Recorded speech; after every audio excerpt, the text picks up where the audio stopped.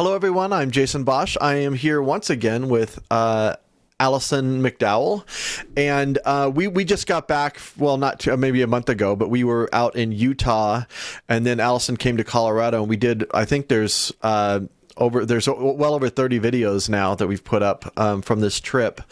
But Allison wanted to do another kind of a follow-up presentation. Allison, so what's Ignorance is Bliss? Do you want to kind of give us an intro to this presentation today?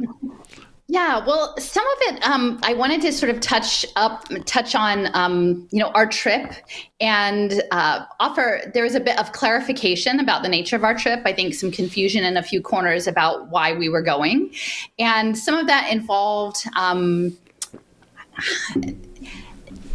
I think there was this idea that somehow we might be misleading people or scaring people or that sort of thing. And so I wanted to have the opportunity to revisit some of the site work we did, because I think when those assertions were made, it was early in the process and people hadn't really seen the body of work we did while we were in Colorado and Utah. And the idea that I think some might assert it's better not to know all of the things and just to focus on certain things that are right in front of you. I think that those were some of the discussion points that were directed at us. So I wanted to have a chance to answer some of those issues.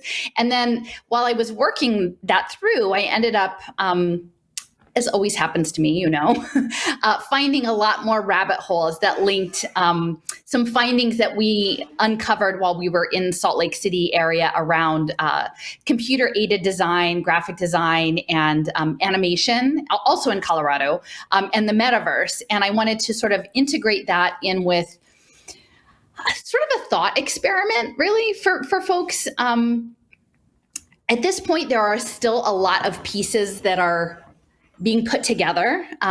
But my focus over the past 6 to 8 weeks has really been on looking into this global brain project and the idea of radio eugenics, or using frequency weapons to create some sort of elevated human state. And that this goes back at least to the 1940s. And so revisiting some of what we had done on our trip in that context and how it overlaid with some sort of symbolic aspects of Disney animation, because Disney and Pixar were involved in some of the site visits we did, sort of cultural tropes, languaging, imaging, and sort of enchantments, I guess. And sort of, I have a lot of feelings that these things fit together. I'm not sure exactly how they all fit together. So I would just encourage people to come along for the ride, see what you might have to add, what resonates with you. And I'll be sharing the link to these slides, which all have their source documentation, because I'd really like, if this is of interest to people, that they can sort of engage with the material and find out, sort of build on this, because I think there is something significant to this idea of the human plus paradigm, this sort of eugenics next level evolution into sort of a frequency-based cybernetic existence, and how that ties in with both the surveillance of the material world and the creation of these human capital markets. Okay, so I wanted to start off with, actually, it's a biblical quote, and if you follow my work, you know that my contention is that this is a global program, and that many institutions of faith around the world, the structures of them have been co-opted into these public-private partnerships and social welfare services and sort of virtue monitoring, for good digital citizenship. And that is something that's around the world, but there are still many, many people who have a very strong faith practice, and it's diverse around the world, and they are grounded in that practice and experience, like, pushing their agency through their faith. And I will say, one of the reasons that I'm doing this presentation today, what spurred it on, was some energy that was directed our way, those of us who went out to Salt Lake City, that I think was intended to be very hurtful. And I think that these frequency spaces, they know, there are weapons being used against them. And a lot of what we're going to be talking about is story and what you're listening to. And this builds on a wonderful talk my friend Cliff and I had when we were out in Southwest Utah. And Cliff has spent much of his life working with his hands and using tools. And one of the things that we were talking about afterwards, he said, when you put energy out into the world, like using a tool, using a hammer, there's a reverberation that comes back.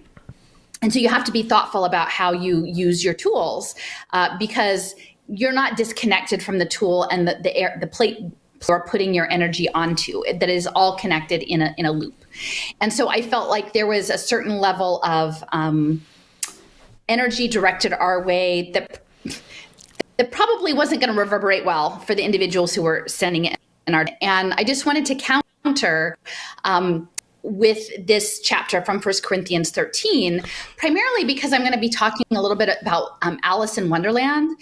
And I was talking with my friend Deepti, and we were talking about mirrors and this idea of through a glass darkly, which is a mirror. And so when I looked it up, I thought actually the whole chapter seemed to offer a wonderful framing for today's discussion.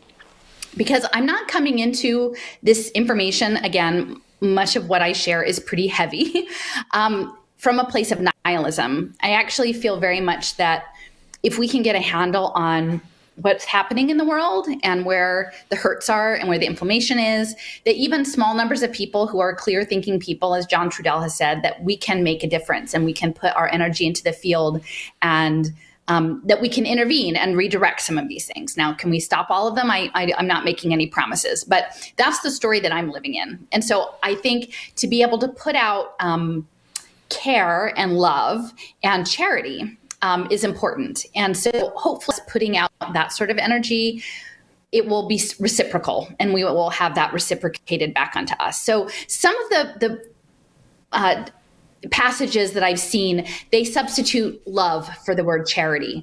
And that charity is essentially like the highest level of love for the entire earth, all of life on earth, is that is charity, is embedded in a loving space. And the next read aloud I'm going to be doing is going to be related to, I think I'm going to do Wrinkle in Time, because I do feel like love wins. So I want to sort of channel some of that energy. But then also, if you think of charity in the normal sense, what is happening to faith-based institutions is that they are being put into structures that will co-opt the intention towards charity to one's other human beings, people who are suffering, people who don't have access to resources, people who are dispossessed, and turning those into global markets. And I would say, for the most part, people of faith and charity wouldn't put another person on blockchain so that someone can make money off of their pain or their self-improvement. That actually doesn't qualify as charity. And so as a lot of what we're going to be talking about today is against the backdrop of the Church of Jesus Christ of Latter-day Saints, which again, none of this is directed at individuals. It's addressed to systems. And I always want to say that my presumption is that people are coming from a place of good intention, and they don't know. They don't understand the bigger story. And so they're operating from a certain place, but they don't know the whole story. And so I'm here to try to tell you the whole story. And specifically within in Utah and the LDS Church and globally, charity is very, very central, and that you are sort of judged by your good works, and that charity is sort of the key to your future, like beyond death, is that how charitable you are in the real world. And so that is all being weaponized, I believe, by the social impact and blockchain identity and digital twins and Internet of Things sensors and the creation of this global networked technological brain system that is coming, that is going to be emerging out of blockchain and cryptocurrency and education transcripts and electronic health records. And that none of that is charity. So I'm just going to read through this chapter to start with, and just to sort of set a framing of, as we put our energy out into the world, that we need to center, knowing that we don't always do it perfectly, but try to center this kind of energy. So it says, though I speak with the tongues of men and angels and have not charity, I am become a sounding brass or a tinkling cymbal. And though I have the gift of prophecy and understand all mysteries and all knowledge, and though I have all faith so that I could remove mountains, and have not charity, I am nothing. And though I bestow all my goods to feed the poor, and though I give my body to be burned, and have not charity, it profiteth me nothing. Charity suffereth long and is kind. Charity envieth not. Charity vaunteth not itself. It is not puffed up, doth not behave itself unseemly, seeketh not her own, is not easily provoked, thinketh no evil. Rejoiceth not in iniquity, but rejoiceth in the truth. Beareth all things, believeth all things, hopeth all things, endureth all things. Charity never faileth. But where there will be prophecies, they shall fail. Whether there be tongues, they shall cease. Whether there be knowledge, it shall vanish away. For we know in part, and we prophesy in part. But when that which is perfect is come, then that which is in part shall be done away. When I was a child, I spake as a child, and I understood as a child. I thought as a child. But when I became a man, I put away childish things. For now we see through a glass darkly, but then face to face. And now I know in part, but then shall I know even as also I am known. And now abideth faith, hope, charity, these three, but the greatest of these is charity. And so just in closing on this slide, I just want to emphasize, for now we see through a glass darkly. And the seeing I would extend to all of our senses, because I do believe that we are, and I will sort of hopefully demonstrate this through the additional slides that I share, that we are under, all of us around the world, not just Christians, but everyone, because of the weaponized atmosphere, and then geoengineering and the frequencies, that our senses, which are always limited, are being managed in ways that we cannot fully comprehend. So that which we experience, the material world, is not all. It is not all. And that one day we will hopefully get beyond the limitations of our material senses and see the greater whole. But for now, we see through the glass darkly. And so anyway, hopefully that makes sense as a starting off frame, that charity, but authentic charity, not blockchain charity. Well, it's interesting, the charity thing, because I have a different relationship with charity in that, and maybe we're using different definitions of the word, because I've been seeing charity as a tool for manipulation and a tool for control, and to, the need for charity itself implies that there's a disparity to begin with, and a lot of times that charity comes with a reinforcement of the disparity. I don't know if that relates to any of this. I did want to emphasize that charity, when I looked it up, because some of the frames say love. Okay. So you could, for every time it says charity, you can substitute love. And so that when I looked it up, it said that the charity is like the supreme level of love for all of life on earth. So It's an embodiment of love as opposed to like giving things. Yeah. I can align with that, because I've had a pretty negative attitude about charity, and at least in the definition that I have in my own head. I was sort of, again, I'm not an expert in this, but when I was looking up, because I saw it both ways, and it seemed I saw charity more, but they said, okay, well, charity, if you define it as like the highest level of love, not just like self-love or family love, but the love for life itself, or for everything, then that's sort of the aspiration. Yeah, I can align with that. So we'll see as I sort of go along, but a lot of this is situated in Alice in Wonderland land, because I feel like within the past 2 years, a lot of us have felt pitched into a world that we don't quite understand what happened, right? Or we're trying to figure out what happened. We're in a world that the rules are all different, and it's confusing, and we're not sure how to go, and things are mixed up time-wise. Things are unexpected. And so this is a clip from Thomas S. Monson, who is the former leader of the Church of Jesus Christ of Latter-day Saints before the current prophet.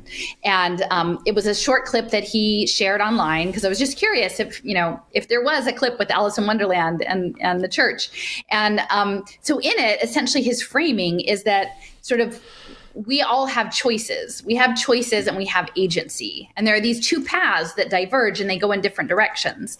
And so we're sort of trying to find our way down the path, but then ultimately we should have faith. And having that faith is what will help us against the adversary. And so in this, I think it's really important because the Lewis Carroll, the Alice in Wonderland, the Cheshire Cat, which is featured prominently here, is sort of like her guide, the one that's going to teach her the rules of this, tipsy-turvy world, the rules that don't make sense. And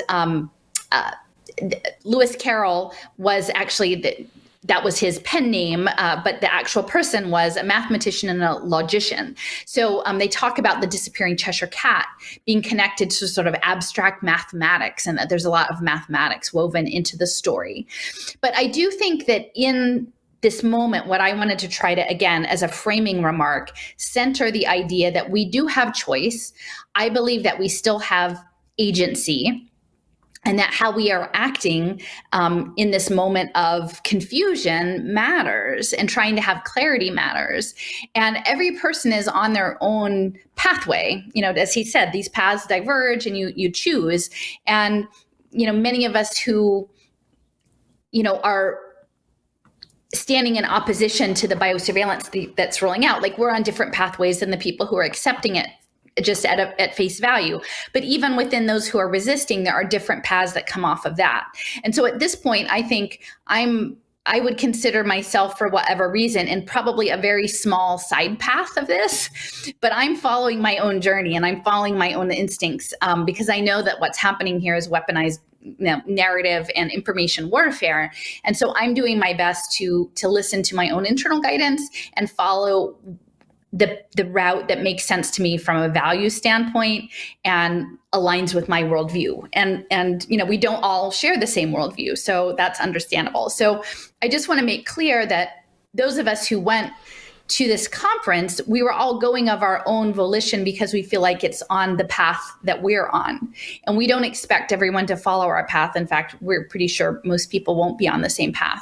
We're not here to lead anyone at this point.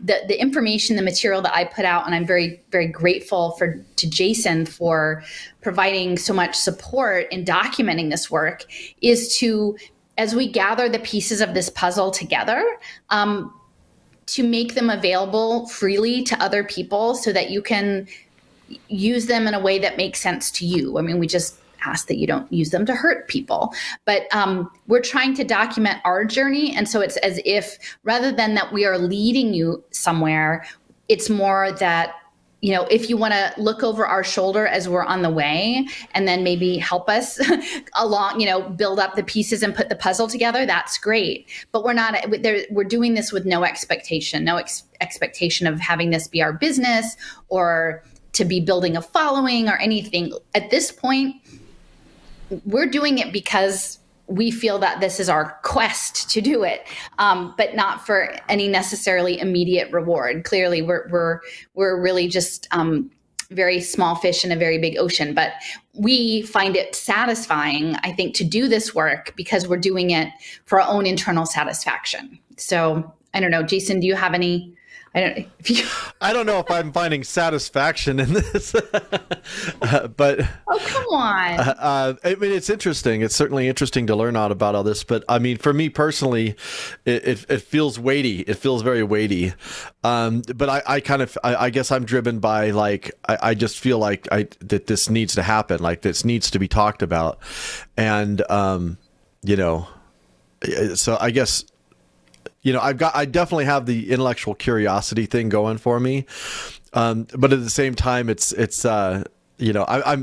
I'll be satisfied if more people start to talk about it. I mean, honestly, that's where I would find the satisfaction, is if I started to see these conversations spread out, to more people. So that's my take on it. Yeah.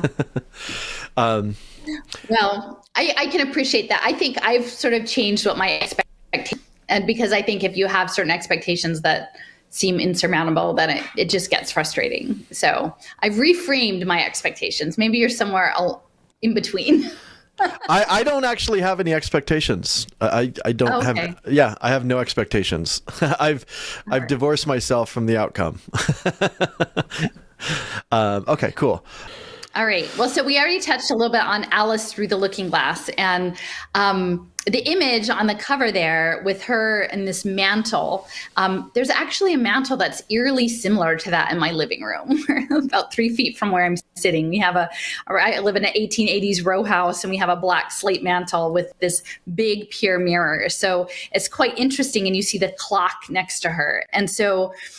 I think a lot of what's happening now is we've talked about the creation of these digital twins, right? And the use of the blockchain identity system to enhance the interoperability and availability of the data to make the twins more and more granular, both through our transactions with the built environment and our financial transactions and our social transactions through track and trace.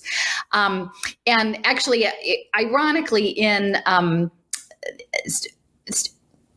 sort of past exchanges with the individuals who seem to have some really negative energy directed our way. The final thing when I sort of had broken off was actually I had tweeted them about this program that is called Alice, which is a computer coding program that is directed for young children in schools to help create the metaverse. And this program is affiliated with Carnegie Mellon. And there are many Alices that I've come across in the social impact space. There's Alice, the United Ways, the Assets Limited, Income Constrained Employed. And I think there's an Alice connected with CERN. And so Alice seems to be a recurring theme. And I think it has to do with both the time and the twinning and the interdimensionality. And you'll see in the logo for the Alice computer program at CMU, there's a girl sort of jumping off into space, and the clock is there. And I'll have an image later on where we were at the atomic clock in Boulder, the NIST office, but then also some mathematical equations and then a teapot. So there's a teapot behind her, and we'll learn a lot more about the Utah teapot and what that signifies in the computing space. But I think that teapot is there for a very specific purpose. And so again, through the looking glass, this is sort of the through the looking glass. And once you're through the looking glass, it's sort of like, I talk about, is ignorance bliss, right? Like maybe you don't go through the looking glass and you don't know. And then maybe for some people that's better. And I'm not saying all of our minds and all of our outlooks are different, right? And so I find it more comforting to have detailed information, because I feel like once I have that, then I know what to make of it and I know how to proceed. Surely there are other people who are very close to me who find that overwhelming and they would prefer not to know the information. And so, I'm not telling you to look at this information if it makes you uncomfortable. But if you want to come through the looking glass and take a bite of the apple, I guess, keep on going with us today. Okay, so the one other thing I wanted to say about Alice and Carnegie Mellon is that, so Carnegie Mellon was actually connected to the Carnegie Institute and I think the Mellon Research Institute in 1967. There were two different schools that united. And my sense is, and I would love if people can find out more information, but I feel like in some ways, this global brain project and the energetics of sort of transforming us into sort of interdimensional energetic beings in computer code may actually go all the way back to the Carnegie era. And so in that way, Carnegie Mellon is central to this. That Andrew Carnegie of US Steel, he was actually Swedenborgian, and I've talked about this on a couple of other podcasts, but he and I think his name was Joseph Pitcairn, who was the patriarch of the Pitcairn family, were both Swedenborgian. They were both Scottish, and they attended church together. They both became, fabulously wealthy. And the Pitcairn family, their industry was plate glass. And so the glass and the mirrors, and this is also used on a lot of, the skyscrapers, right? These mirrored glass, more like in the 80s and 90s, those mirrored glass skyscrapers. But the Swedenborgians connect to Emanuel Swedenborg, who was an 18th century Swedish sort of philosopher, scientist, who imagine that he was actually traveling in interdimensional realms, and then created a church called the Church of the New Jerusalem. And the Pitcairn family brought all of his papers and letters to a suburb outside of Philadelphia called Bryn Athyn, and they built a cathedral, and they have these big estates. So within the context of Alice and through the looking glass and interdimensionality, I feel like the story of Carnegie and the Pitcairns and their affiliation with a faith practice that had sort of these mystical, energetic overtones, and the fact that Carnegie later was very much focused on remaking the education system, pursuing digital media and learning, pursuing peace, pursuing sort of eugenics programs and scientific management of biology, that all of those things combined together, and also the peace, Carnegie Endowment for Peace, which is connected to the Moonshot Project, Japan's cyborg Moonshot Project, that in some ways I feel very strongly that Andrew Carnegie, perhaps even more so than Rockefeller, might be at the crux of the global brain. Oh, I remember this.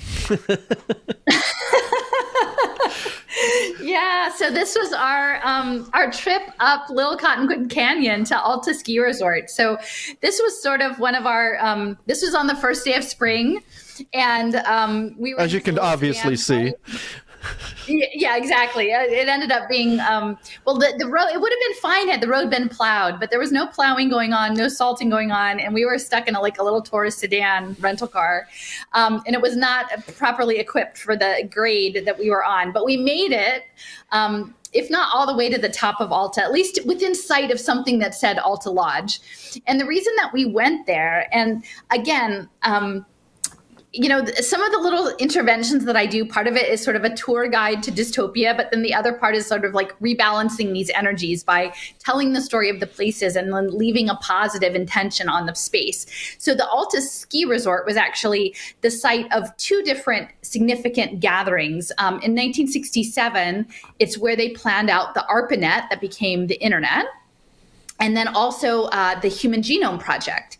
And so later on, I'm going to be talking about the use of computer-aided design that is being applied now to both synthetic biology, so molecular engineering of life into synthetic forms, and then also pixels, which are like the digital equivalent of molecules, and their use in animation.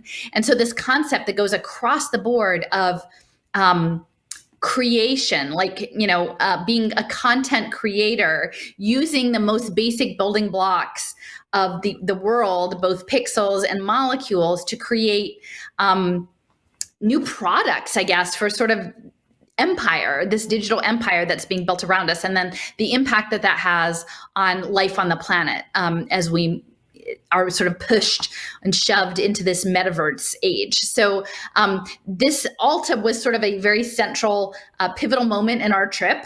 And actually, it was quite wonderful because we went down the hill and then we realized we ended up getting lunch at a Persian restaurant, and is it Navruz? Like their big. Anyway, the spring ceremony. So it was, and if you haven't actually watched the video, we won't watch it now, but it's linked to on the slide. I would encourage folks to go back and see how we navigated the snow. Jason was helping out with some white knuckle driving to get up there, but we did it.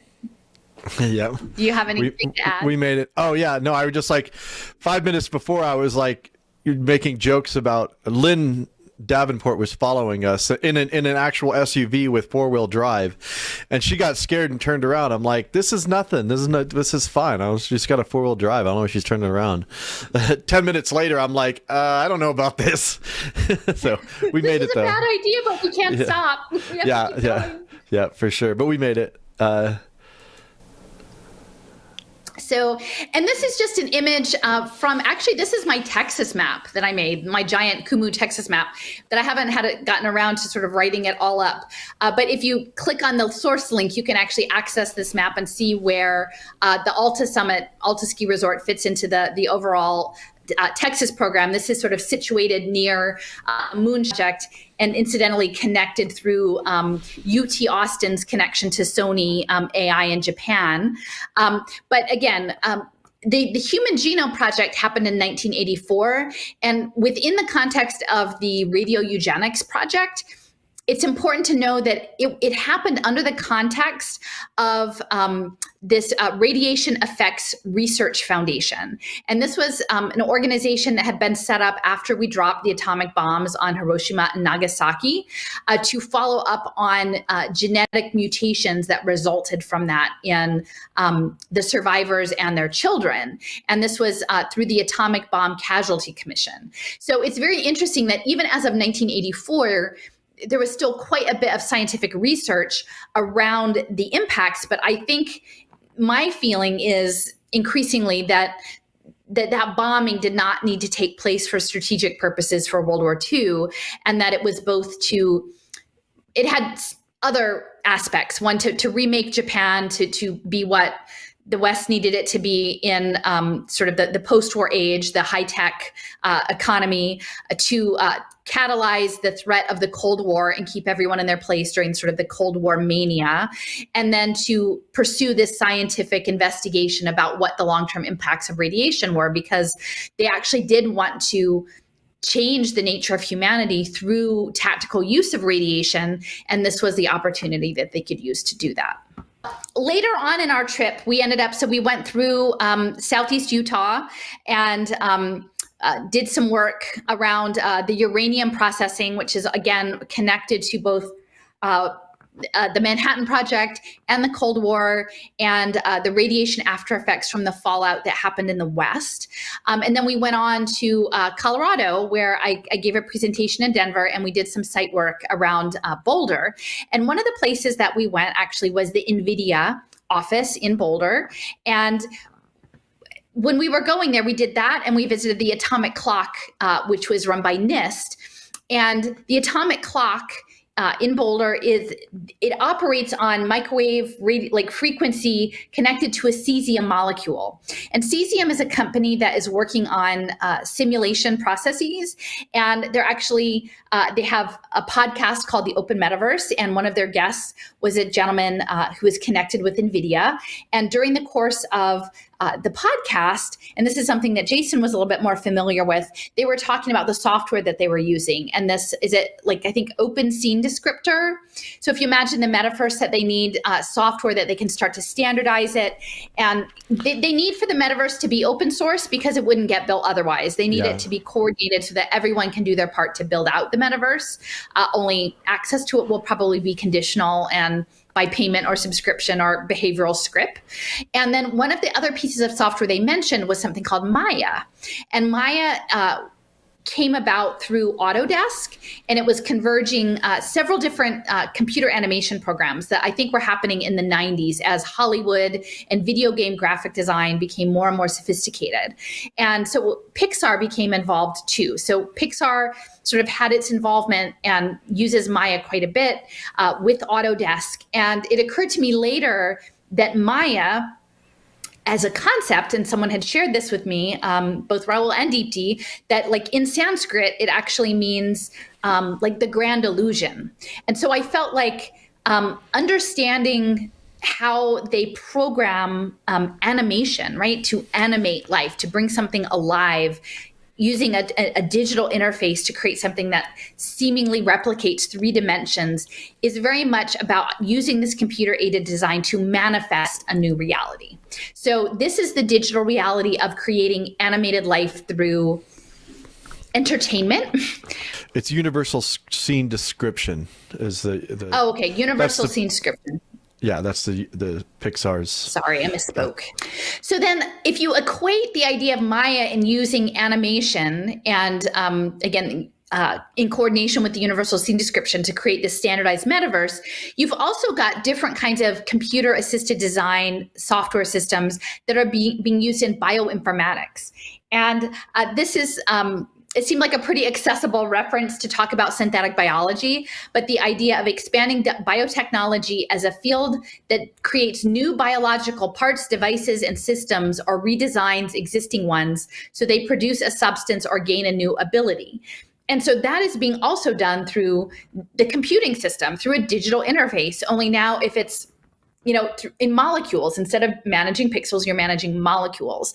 And so I think it's really important that we see how those two interact.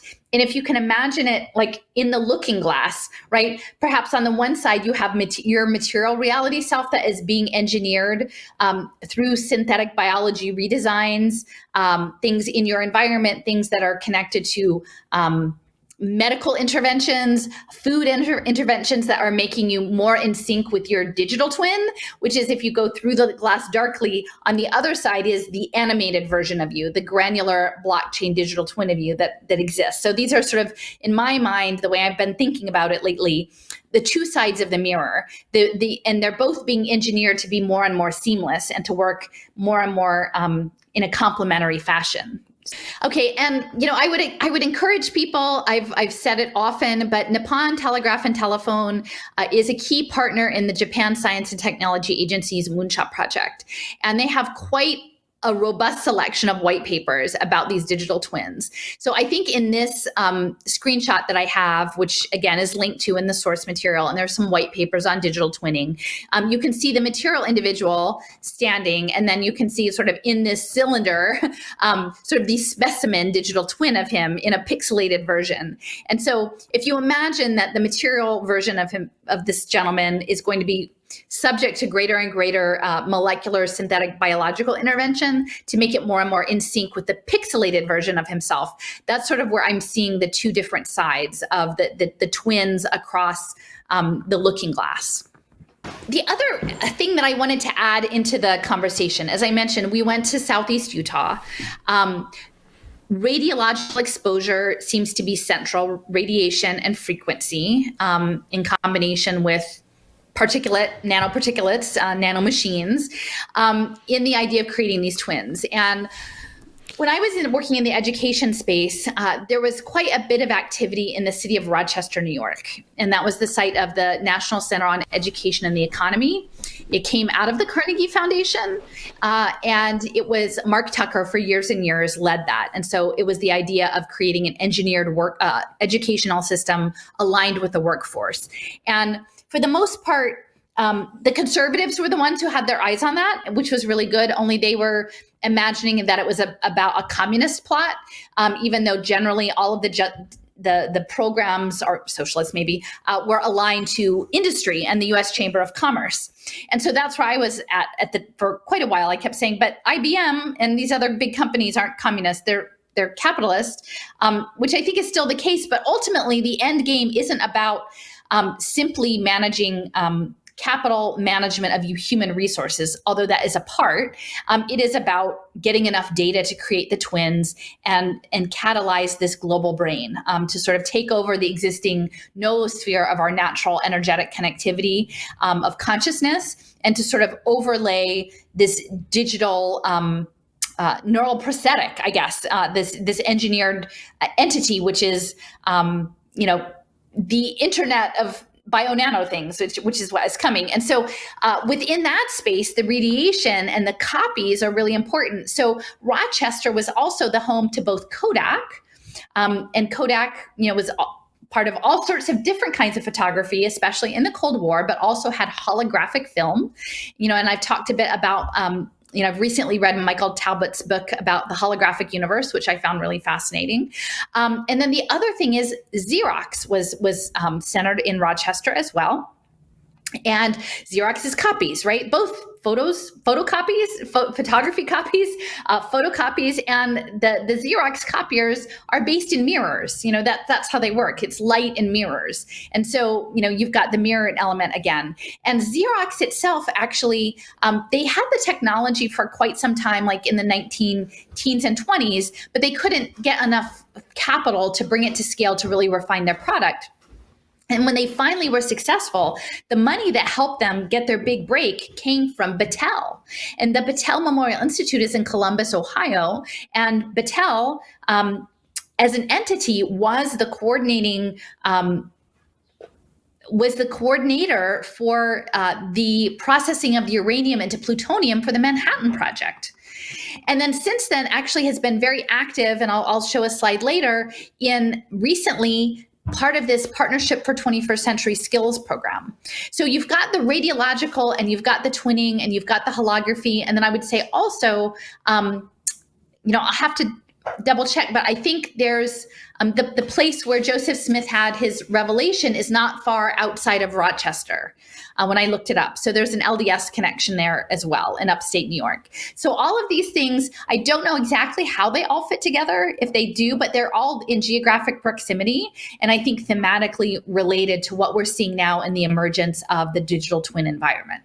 I have a question. I'm kind of curious because this larger motivation of using the global brain or turning us into what makes sense to me logically is it's like, people want to dominate other people.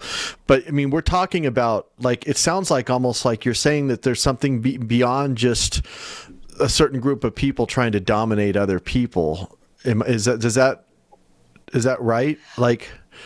You know what I mean? It sounds like there's almost something almost something metaphysical about what you're proposing, that their larger goal is dealing with radiation and all of that.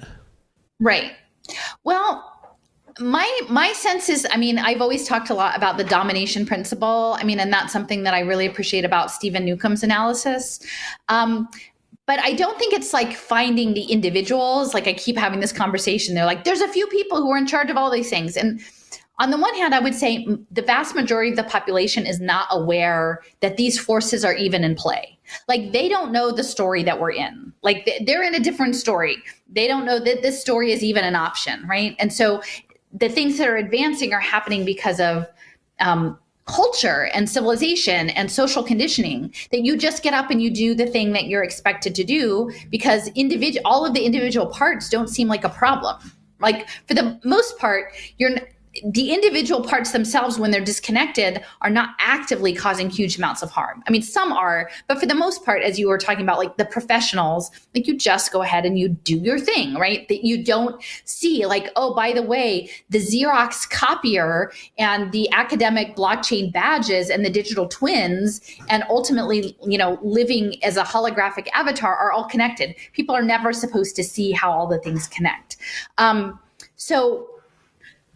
I guess I would say it's a social condition that there are parameters of domination, greed. I would say eugenics is a huge piece of this. And I'm going to get into this more. I have a follow-up with the What's Left folks coming up this week, that there is a eugenic imperative with the sense that we are going to become more, and I would say even within the LDS church, part of that is that you become more, you become, you continually, I won't say eugenics. I don't set that aside. I'm not meaning to make it, but the sense that there is a level of improvement that comes beyond what we currently are.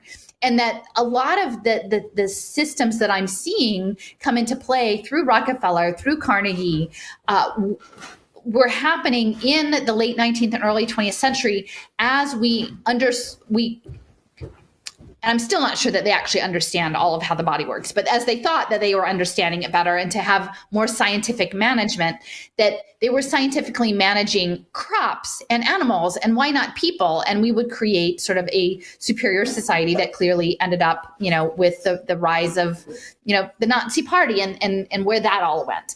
But it didn't actually go away, because I have a clip not in this group, but that I posted recently of Dominic Cummings, who was an advisor to Boris Johnson and on Brexit and among other things in science. And he was advocating that students be taught in schools based on their genetic makeup.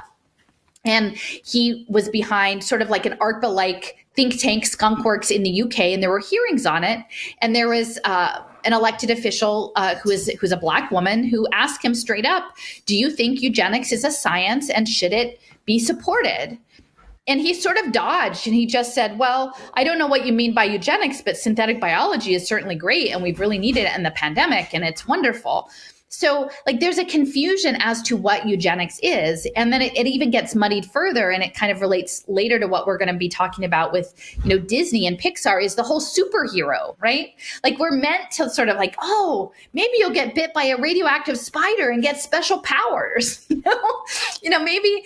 And so it all gets meshed up in these advances we imagine we're making in manipulating life as matter and molecules into something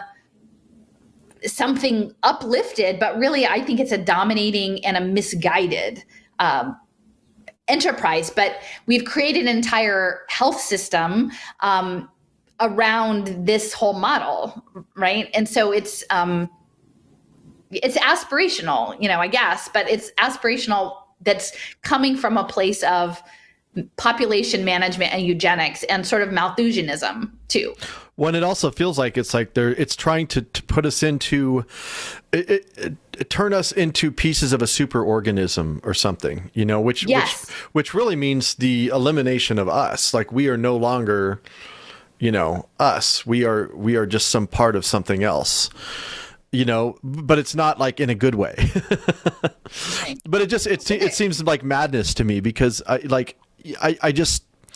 still can't wrap my mind around why someone would want to do that. I just don't think like that. But it doesn't seem like it would be good for the people doing it either. And I'm not just talking about the unknowing administrators of it. I'm talking, there clearly are somebody, there is a head to this thing. And I agree with you. It's not useful to just focus on the head, but I'm always trying to wrap my mind around these things are connected that you're talking about, the radiological things, the nanotech, the metaverse, the graphics and the imagery, they are connected. And there is something that's connecting them. So there is a vision there, whether that's, some people that are, just have a particular philosophical and ideological belief system that they're pursuing, or that it's something like more metaphysical, like a predator energy,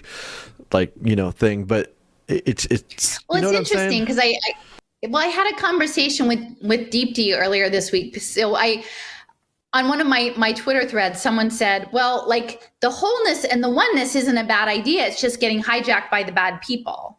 And, and a lot of this is actually, so there's the late 19th, early 20th century interest in super normal, like parapsychology, interdimensionality, spiritualism, which actually, like the LDS church sort of is emergent out of that. It's earlier in the 19th century, but there was the whole Second Awakening, right? Like of a religious, mystical, not just their church, but quite a few across New England and especially in upstate New York. Seventh-day Adventist was another one that's connected through the Kellogg Foundation.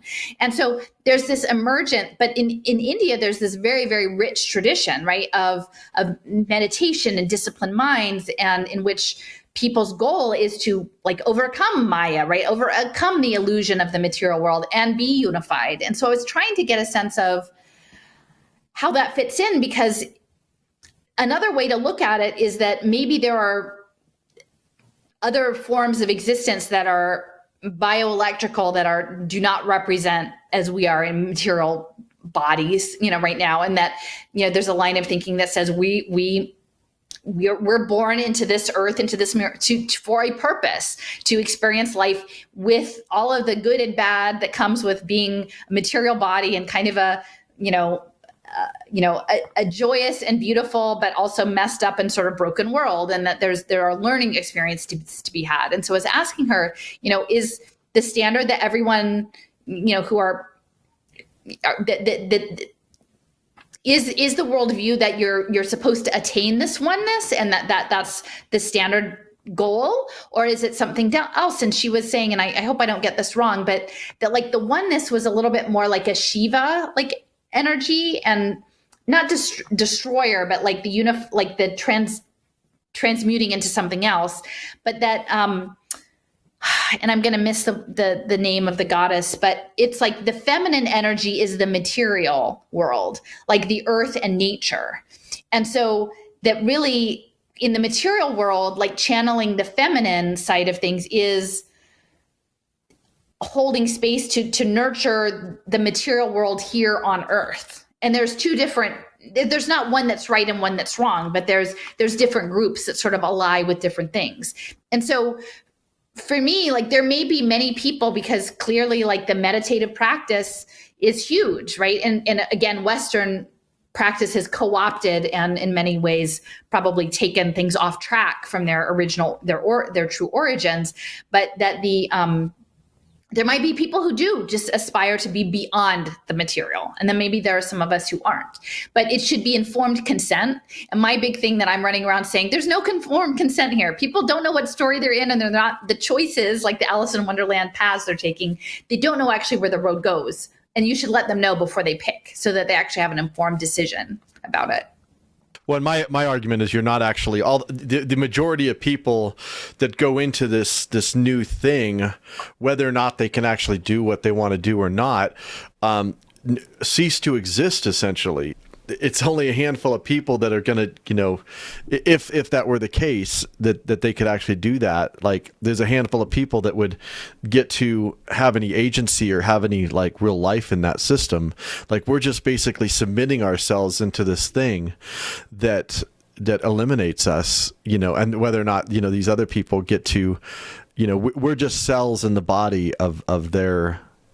Well, that's what they say, how they talk about it. Yeah, neuroblasts. We're just the intermediary, we're the, what do they say? Like on the Petri dishes, like the gelatin that sits there and like lets the bacteria grow on it, like guar or something like that. Like we're just that, the jelly. And the thing is, like, I do feel like yesterday I was looking into a paper on stigmergy, which is a very unusual term around this global consciousness and the idea of stigmergy is sort of like swarm intelligence, and that the idea that your actions in an environmental setting leave traces even after you maybe aren't physically present, that signal to other life forms after you how to engage with the environment, like an ant trail.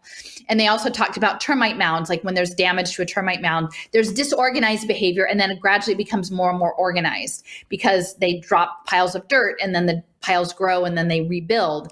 And so I sort of feel like when you're saying like, it would be really great if we got more than 1,000 views on these videos, even though I know I'm always like doing 5-hour videos and people are exhausted, but even if it weren't that, like, I think there's some stigmergy that like people are in their zones and they're with their people doing their thing. And it's very hard to be like sometimes you get ants in your kitchen and you're like with the Windex trying to like mess up the trail, but they like the next day they're back doing the same thing.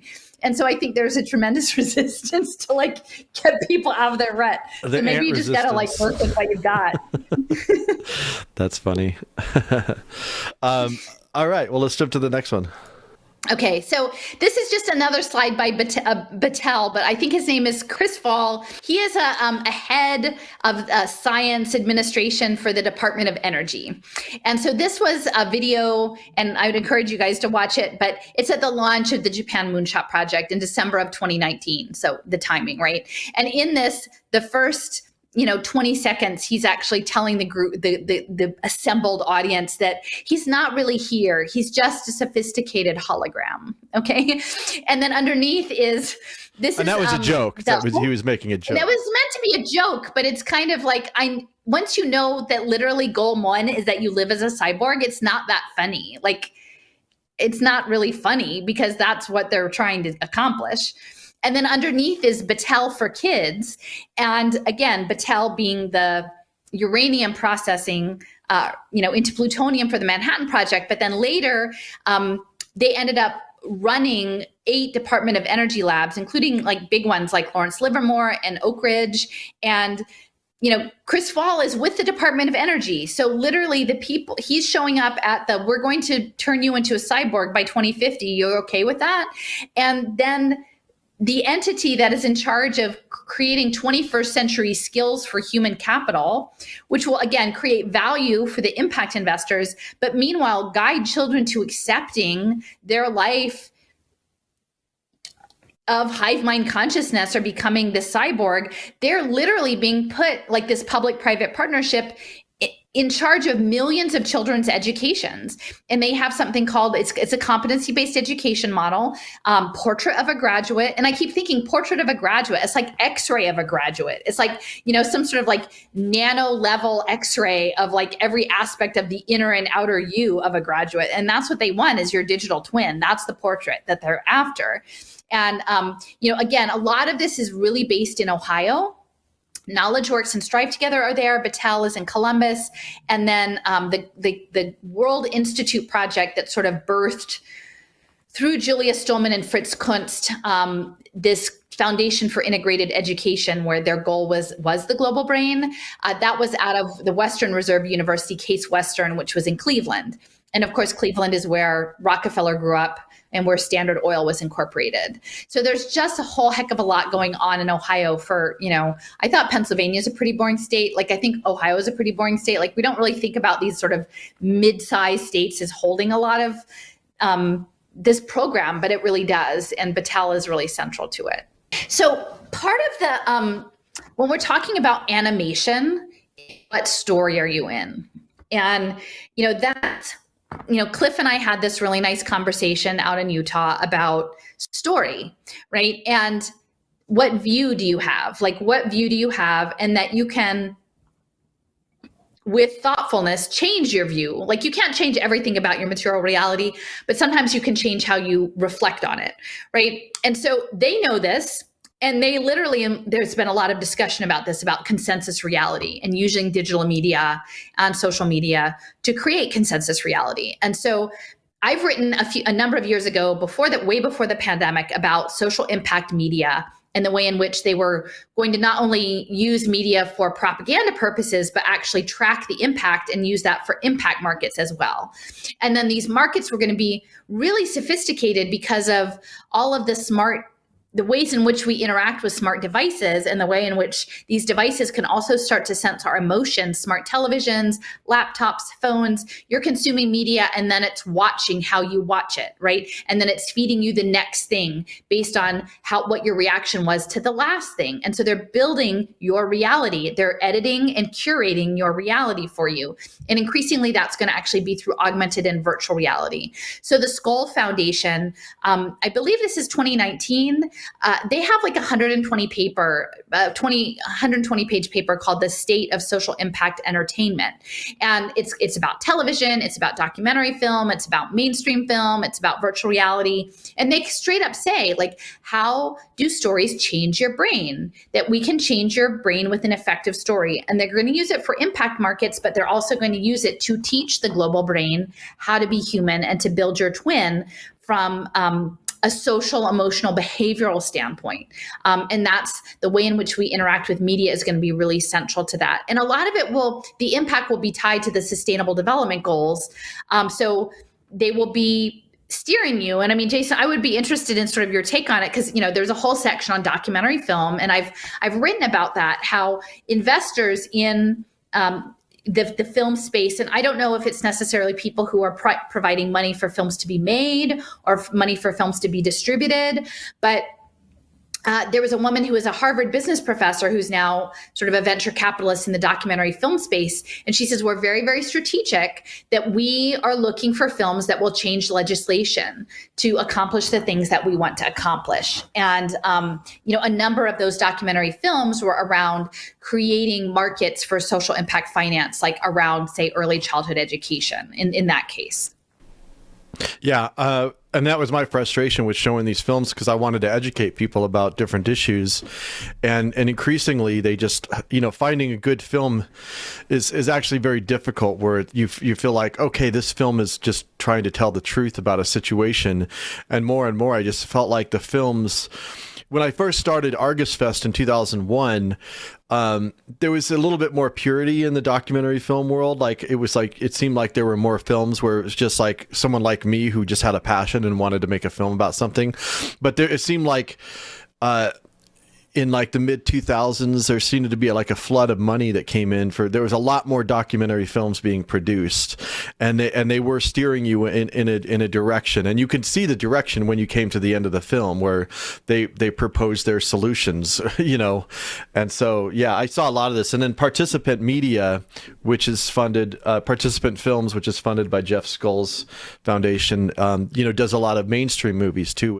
I mean, increasingly, it's not going to be just like you go to a movie on the weekend or you dial one up every now. It's going to be, going to be your training. This is going to be your education vehicle. This is going to be everything. Like, literally, they're going to erase our access to the direct, digitally mediated space, and then put us in these digital spaces that they can manage, but then also for the young people to build them up that they will be creators, and so that they will build sort of new markets in capital and reframe the youth media as content creators, that they will all be doing content creation. And even if someone watches like an entertainment film or a Marvel movie, they don't think that there's some sort of propaganda or narrative being pushed in there.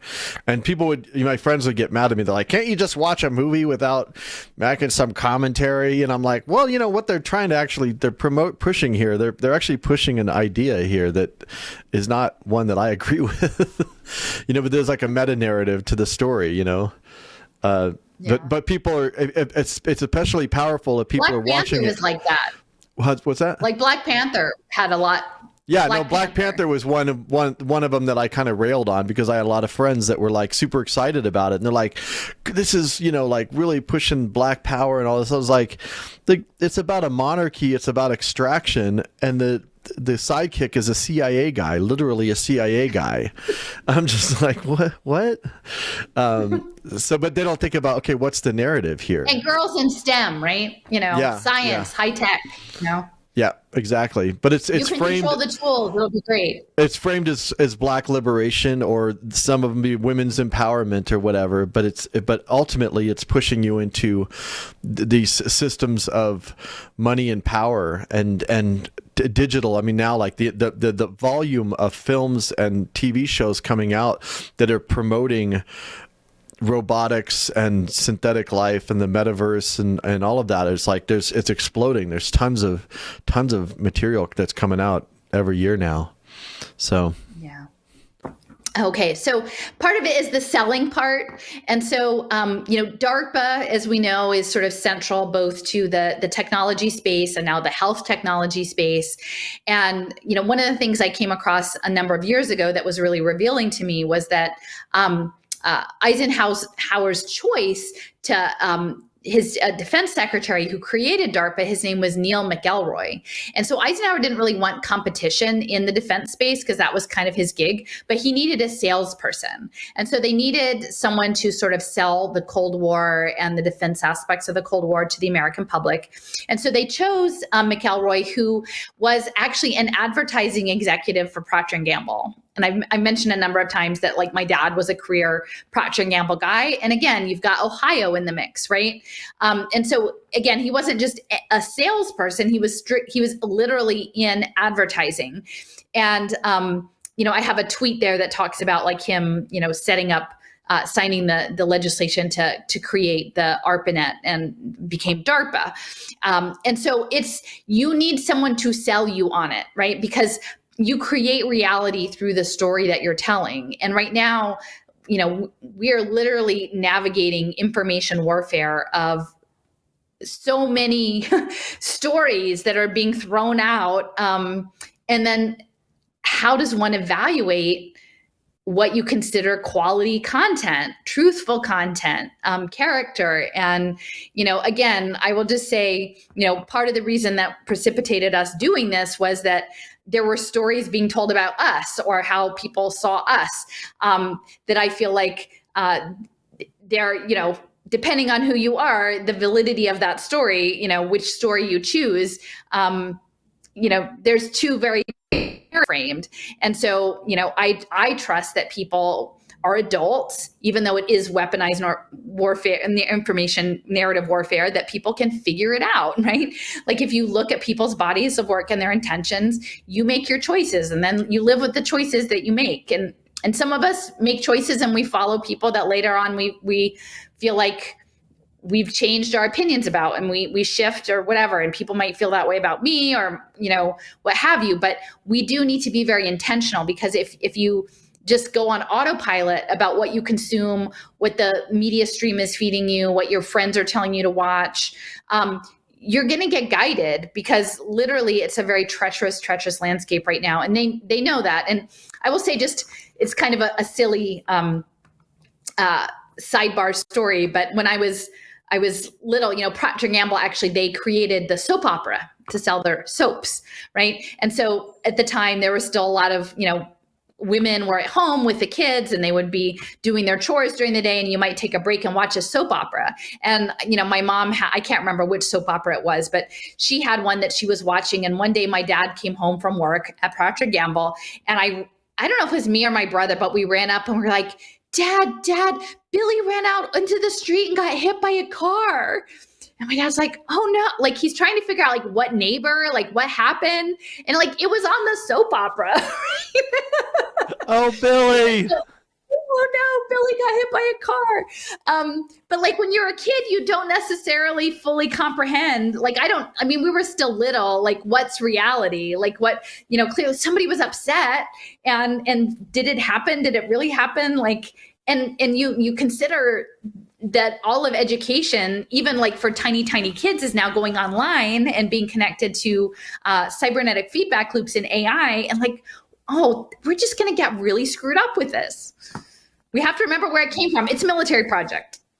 And so again, just to sort of riff off of what is the story, right? And even recently I've been, I do this work. It's pretty deep research. This with primary source material. I was listening to a guy who's a professor of evolutionary or cybernetic evolutionary computing, in Belgium, and I wanted to try to talk to my significant other about like what I was coming to understand about science and the post-World War II outlook and Operation Paperclip and computing and where all these things were going. And literally he was just like, I don't, like, not that he didn't believe me, but like he knew that if he listened to me, then he would be in my story. And it wasn't a story that he was prepared to step into. And I feel like I'm prepared for my story because I have all of this background information, and I feel like I'm not, while it's overwhelming, I know how to navigate it, and he didn't. So it's not necessarily fake news, right? Like that these things aren't real, but it's what frame do you use and what story are you living in? So these two images on this page, one is from the Navajo uranium mining that we had in one of our site visits in southeastern Utah, and there was tremendous and devastating negative health impacts in Utah and Colorado and Arizona and New Mexico from these mining projects, both during World War II and during the Cold War, because people were not given proper protection. They were not given properly follow-up monitoring the mine conditions, the working conditions. And I do increasingly believe that was on purpose, that there may have definitely been racial aspects to that they considered Indigenous people disposable, but then also even the white communities, because we were at Monticello. And so like working class, those people were part of the uranium processing, and many people got leukemia and died prematurely of the radiation exposure. And so there's that story. There's that story that unless you are close to it, rarely gets told. But then in contrast, we have Battelle and the Brookhaven Lab, which is a Department of Energy lab out on Long Island. And this is 2007. So, 50 years later, and they're pitching a Lego robotics tournament for nanotech. This is 2007. So they're putting those children in a frame of the story that this kind of science and technology is only aspirationally good. Like this is progress. This means that we are a sophisticated nation of good people. And if you do these extracurricular programs, you're going to be set for a good career and stability, and it's all going to be fine, right? But they're not interested in us living in the other story of saying, wait a minute, they're actually based on past systems of domination and behavior and what we know how these things work. There are many ways it's not likely going to be fine, but we carve out the story. And I think that's really what I want to convey in the animation space of creating the consensus reality through programming, whether it's through film or digital media, is very much about controlling narratives to control minds. And then increasingly,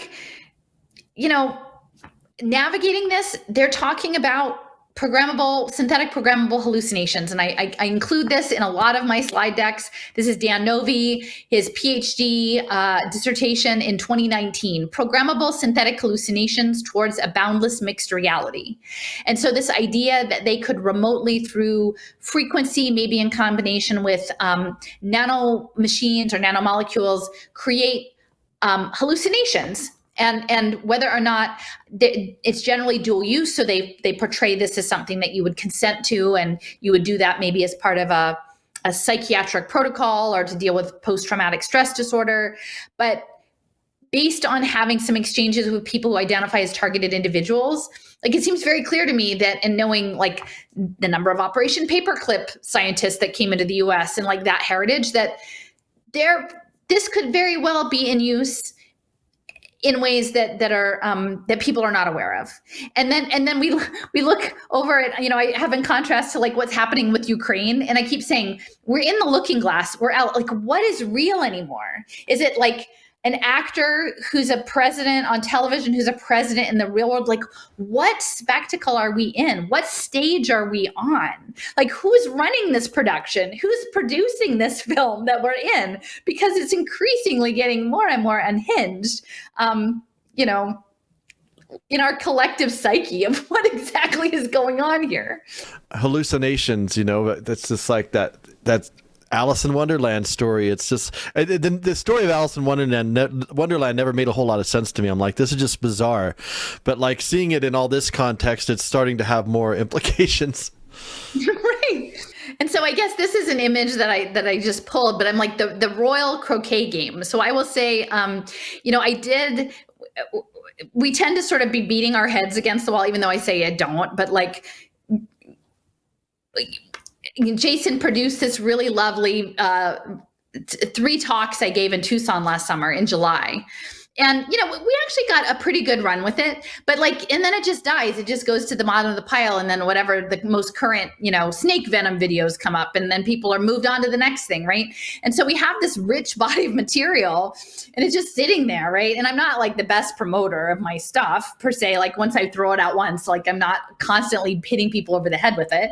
And so someone found the Smart Cities social impact game from the Tucson talk and distributed it, actually, I think on like a thread about Bitcoin. And it was great because this is new people who are actually seeing this. But what resonated, I think, was the idea that this was a game, that we are being put in a game. And then in this Alice in Wonderland space, you've got something that you might encounter things that seem like you think you understand what's happening. Like, oh, croquet. I know how to play croquet. It's like you hit a ball through some wickets. Oh no, actually you don't use the little mallets with, flamingos. And now we're not hitting balls, we're hitting hedgehogs. And we're not having like the little wireframes, they're cards. Everything's kind of the same, but kind of different. And I feel like since the last 2 years, that's where we're at. That we think like it kind of seems normal, but then it's not. And then you're navigating with someone like the Queen of Hearts, who is, off with her head, off like randomly, sort of aggressively, all sorts of rules of social etiquette that you don't understand and that change at will. And then there's dramatic consequences. And so I feel like as we're navigating this biosurveillance state, which will be increasingly repressive with smart contracts and QR codes and wearables and facial recognition cameras and gait analytics and all of these things, is like, if we can kind of situate it in the pop culture of this Alice in Wonderland world, like we have fallen through. And then who is our Cheshire Cat guide to be like, oh, okay, so this week the rules are X, Y, and Z, right? But, next week the rules might change, but this week this is what the rules are, and that we're just living on condition. And it's sort of like being in a giant maze, which you can see sort of going off in the distance of the game. And the game is try to navigate the maze. And as you're doing so, impact investors and hedge funds that might just be connected to some AI brain like Aladdin are betting on you. And they're maybe changing up the maze as you get through it, just to get the outcome that they want.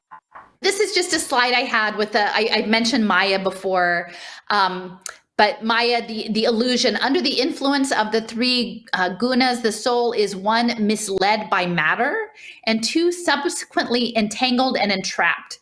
This tendency is termed Maya or illusion.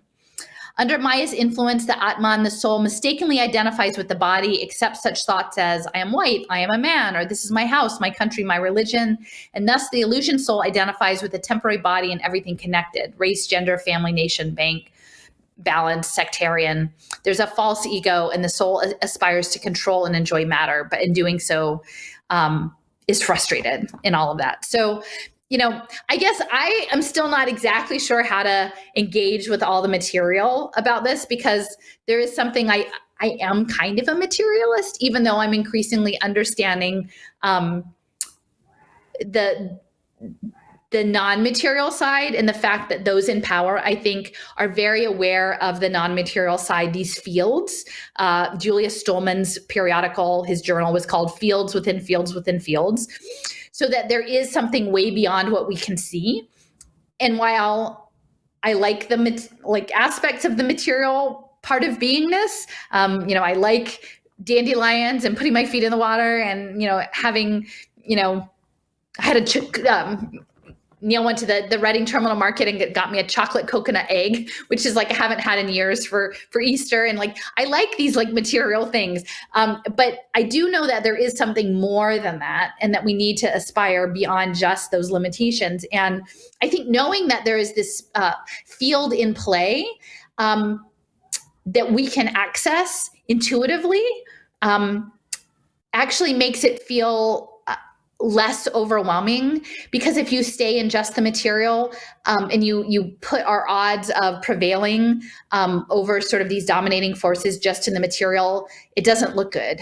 But I do hold to the idea that there is more than what we're seeing through our senses, and that through authenticity, charity, love, that we can influence the fields in ways, and we may not see the outcome. I'm not promising anything, and I'm not, dismissing people who want to center their actions or their activism in very direct material things. But where I'm at now after the past 2 years is more and more creatively communicating with the fields that are beyond just the limits of the material world. Okay, so as we move forward, I just want to give some credit.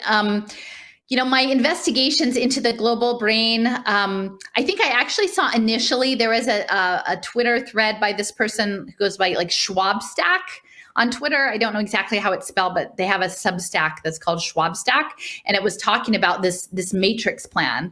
And and then when I looked into some of the individuals, because it sounded intriguing, I actually stumbled across Drew Hempel, who is quite an interesting thinker and has been sort of on the track of the Global Brain Project for about 20 years, it seems like. And he's coming at things from a music theory background. And I believe he was getting a master's in music theory, maybe in the Twin Cities.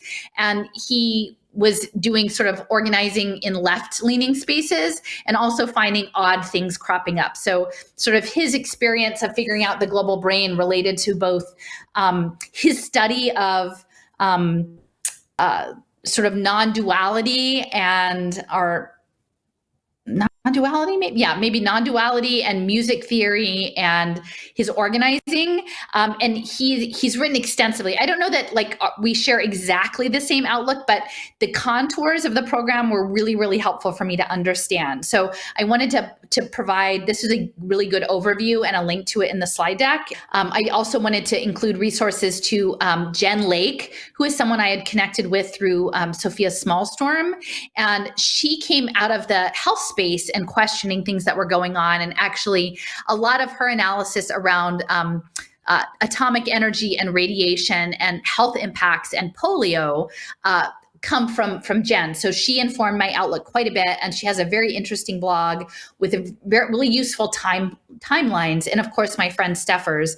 And a week ago Friday, we actually met, and we were doing site visits connected to the Institute for Advanced Studies, where a lot of the folks that were connected to the Manhattan Project and high-level theoretical physicists were, as well as some other things that were going on in the Princeton space relating to frequency and sort of control of narrative, including the SRI in the East. That was the David Sarnoff Corporation. So these are three resources, Drew Hempel's information, Polio Forever, and a piece of Mindful that I think might help people sort of, if you want to do a deeper dive into some of the things that I'm going to be talking about. So, in January of 2020, and I may have talked about this before, my friend Lynn, and Lynn joined us in Provo for the Mormon Transhumanist Conference, along with our friend Drew Heaton.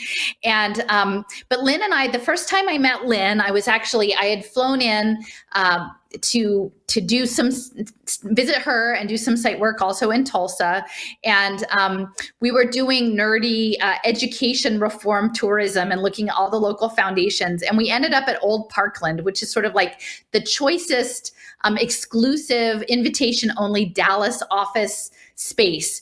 And it was a former hospital, and then later it was built up, and I describe it sort of a combination of Monticello, the Franklin Mint, and an LDS temple. Like, so it's very colonial and very dramatic, but the proportions are not quite right. It's sort of like it got mashed up and it didn't quite fit. But we went in, and we hadn't intended to go inside, but it was MLK Day, and we pulled up, and there was a statue with a person like waving this flag, and I really wanted to get a picture of the statue. So we hopped out, and as we did, actually someone came up, and Lynn said, "Well, you know, I'm in town with a friend visiting," and they said, "Oh, well, you'll want to see the debate room." And so we end up going to this debate room, which you see through the door of this portico, but it's got about 75 desks with like gilded leather inlay, tufted leather chairs, and they have special events there, special debate opportunities. But it's this round room that's overseen by, on the one side, this big Athena statue, and on the other side, it's this sort of bloody Ides of March painting.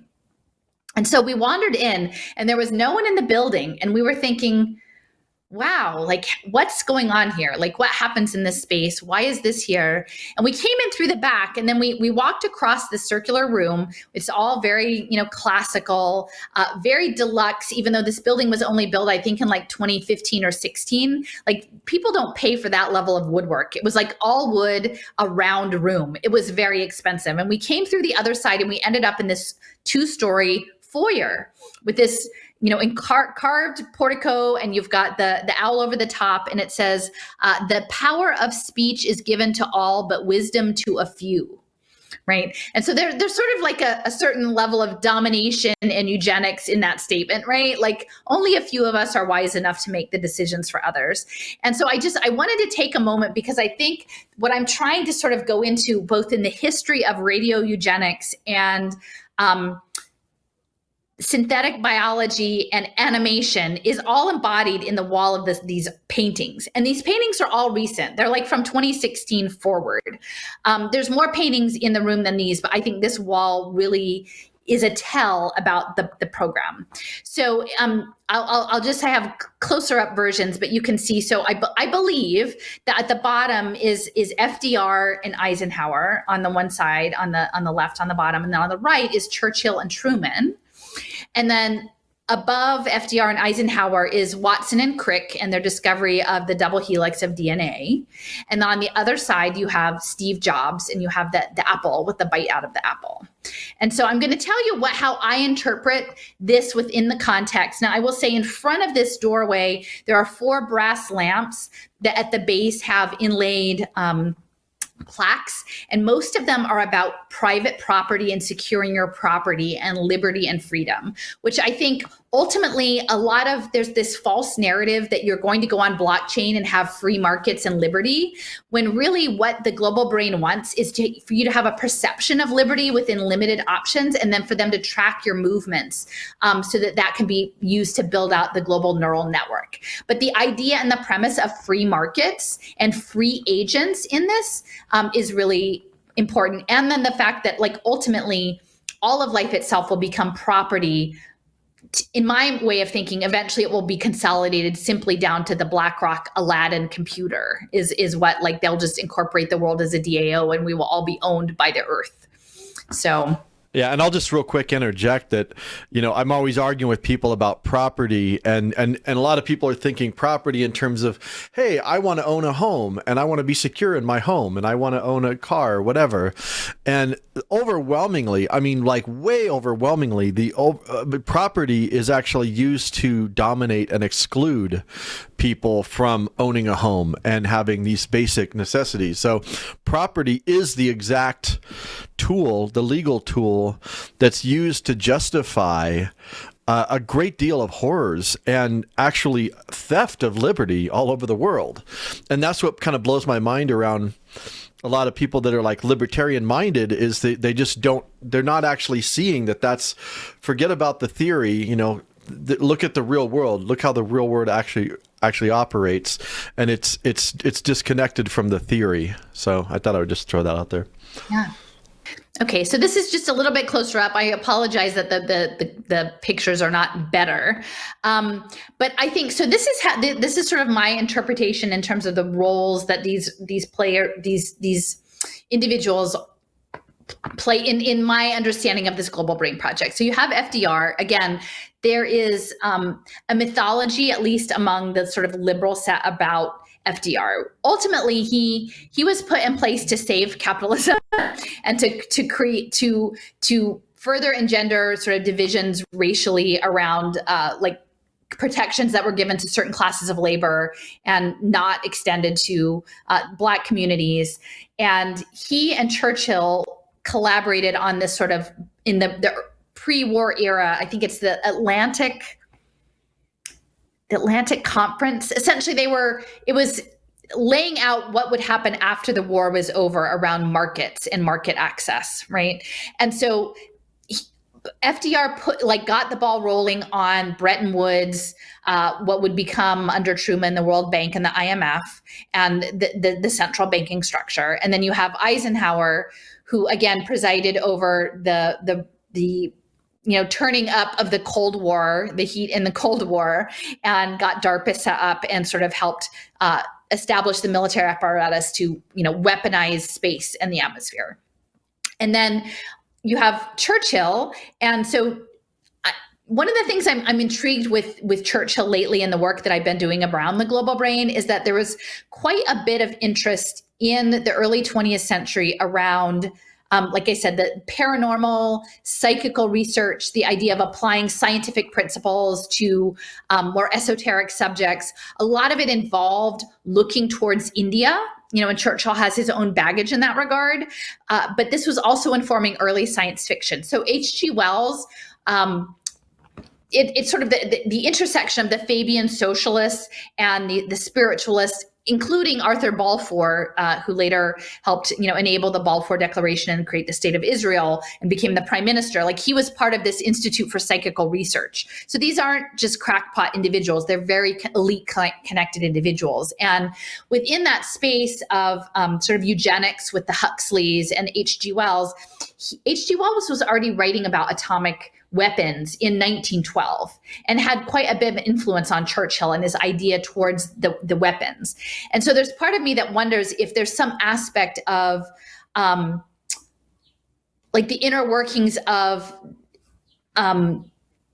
meditation and Indian like meditative practice, where they imagine accessing alternative states of consciousness in a weaponized form and unleashing that and trying to get in and use that for their colonial project. And I do feel like that the Theosophists were part of that.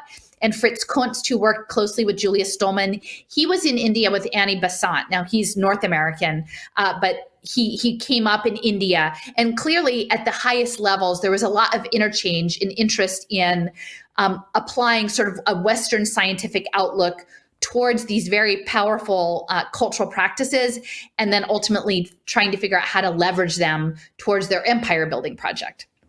So then we have Truman, and Truman's role in all of this was that he was the, helped usher in the United Nations and the Atomic Energy Commission, sort of in the post-war era. So we've got, that's sort of how I'm seeing these four individuals in the space, at least as pertains to sort of the global neural network control program. And so then we have Watson, Watson and Crick with the DNA, and Jobs, and Steve Jobs. He has the Macintosh computer, and then he has a desktop with Pixar's movie Up on it. And again, that sort of altered consciousness and like transforming stages of life. And behind him, you have the quintessential taking the bite out of the apple, the bite of knowledge. And so I think those two, for me, invoke very clearly the engineering mindset. That on the one hand, you're engineering life, but you've reduced life to a series of beads, colored beads, color-coded beads that you're putting on this armature and that you can engineer your own way. There's a little arrow there, and on the handle of the drawer is a star. And I can't quite figure out if it's what kind of star it is, if it's a starfish.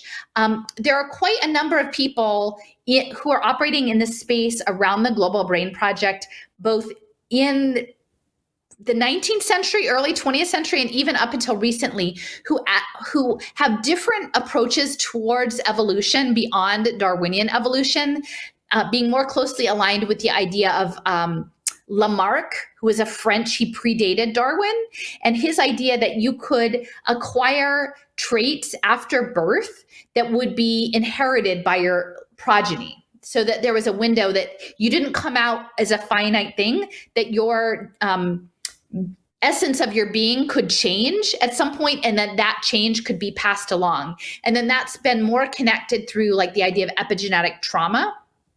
But there are quite a number of these people who are doing the engineering, who imagine engineering after the birth process has happened, that engineering will happen. And so I think the Lamarckian aspect of the evolution is really important, both for what was going on with eugenics in the early 20th century, as well as what's continuing on today in the context of synthetic biology. And then to me, again, the mirror images of engineering pixels to create the animated reality that you want, and then to control life in a digital format, and then controlling the building blocks of life through the engineering program and at a DNA level.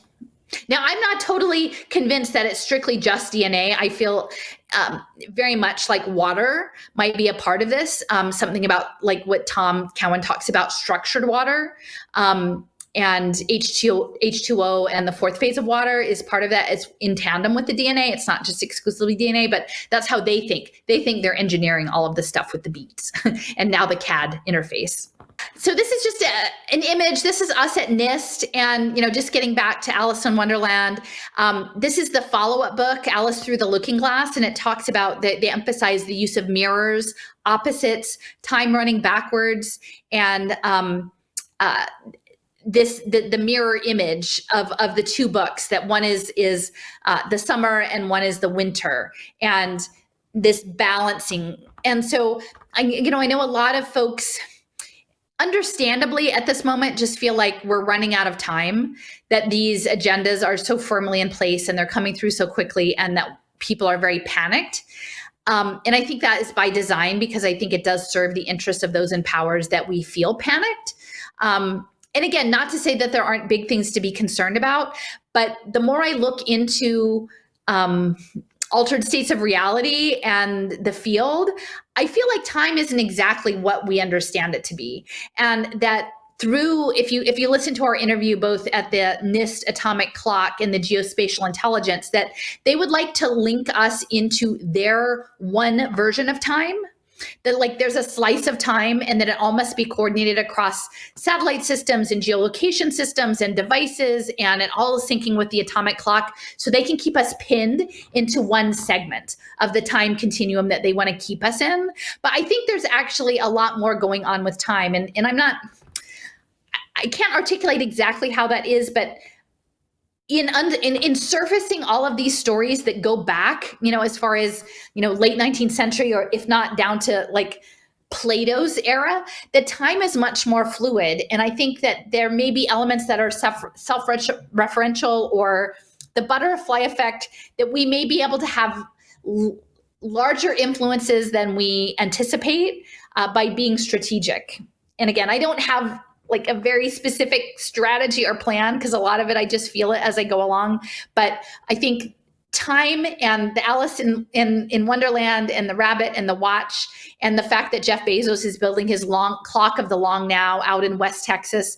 There's something and Steffers has a wonderful piece about time, palindromic time, and the movie Tenet that I would encourage people to go to her website and see. That time is sort of a big question mark for me. And so I think new opportunities open up if we are willing to unlearn things and sort of step back from what we think we know about the material world. Because if there, on the one hand, it's the Maya part is also unsettling that maybe we're not all that we think we are. But then if we go there, maybe there are unexpected opportunities that present themselves that we don't anticipate.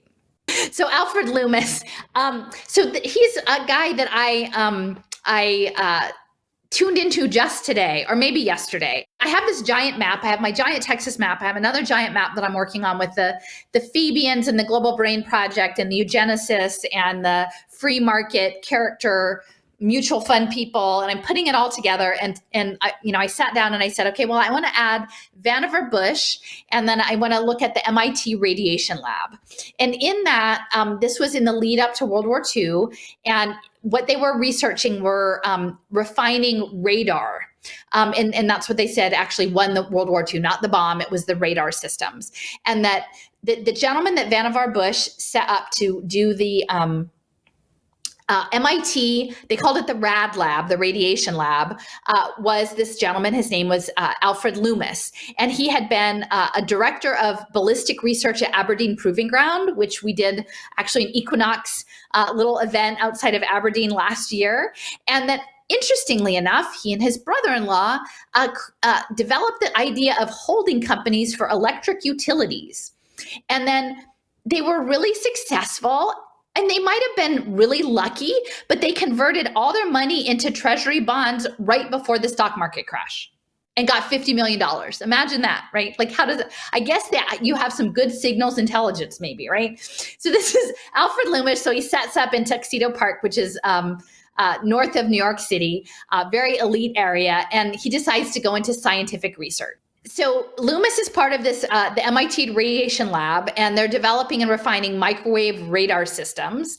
And so there were 10 Nobel laureates working in this lab and 4,000 people, right? And that was the thing, like World War II, it's kind of like when the lockdowns were called, right? Like you can just open the floodgates of money, just make money and like pay thousands of people. You just pour money into the thing that you want to pour money into. And this was one of the things, was this RAD lab refining radar systems.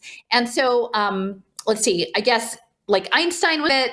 And, I already said that, a number of the scientists who worked said, no, it was really radar that won the war, not the bomb. And now that I think about it, thinking about MASH, right? Like Radar O'Reilly, right? That's the Korean War, but that was such a beloved character, right? Radar, like if you think about imprinting, right? He was like the cuddly, nice guy, in the MASH TV program, right? And, it never really occurred to me that Radar O'Reilly was like really about, radar, like uplifting the idea of radar. But so anyway, that's what the MIT Rad Lab was working on, and backed by Loomis. Leading up to the war, so he's got all this money because everyone has been wiped out by the Depression. They have their nice money that they've cashed out on electric utilities, and they're working on ultrasonics, spectroscopy, and electrical signaling in the brain and heart. And I think all of us know increasingly now within these neural prosthetics and wearable technology and bioelectricity that this Internet of Bio-Nano things, all of this is really central. It goes back to the 20s and 30s. Okay, he practically invented the EEG. So that's very important wearable technology that they're putting in all of the schools now, all this biofeedback stuff, and helping get the money for the cyclotron at Berkeley, and even had a lab out at Berkeley. And it said he offered 29 scientific papers. And this is all before World War II. And he got some patents. So I just want to advance forward and talk about a little bit about some of and this is just from Wikipedia. I really want to spend more time on Alfred Loomis and figure out what he had going on. But to me, based on just the Wikipedia listing of his publications, it seemed very clear that he was interested in manipulating frequency systems to make changes in living material. cells, bodies, not dead, and not just in inanimate objects, but literally living objects. So some of these papers include the physical and biological effects of high frequency sound waves of great intensity. Further observations on the effect of high frequency sound waves on living matter. An attempt to induce mutation in Drosophila melanogaster by means of supersonic vibration. Again, inducing mutations through vibrational qualities. Potential rhythms of cerebral cortex during sleep. Electrical potentials of the human brain. Now, if you put this together, and you know that at the same time in the 30s, people were entertaining, like, how do we understand this global consciousness, the noosphere? How do we get in there, right? How do we access it? I think that is really central to what Loomis was investigating. And would all of that research be pursued in a way that was public and, again, open to informed consent on how those technologies were being used? So Reed Hastings, it's funny when you revisit things that you had encountered before in a new light. So Reed Hastings is definitely a major presence in the education space. At the time, I talked about it as the privatization of public education.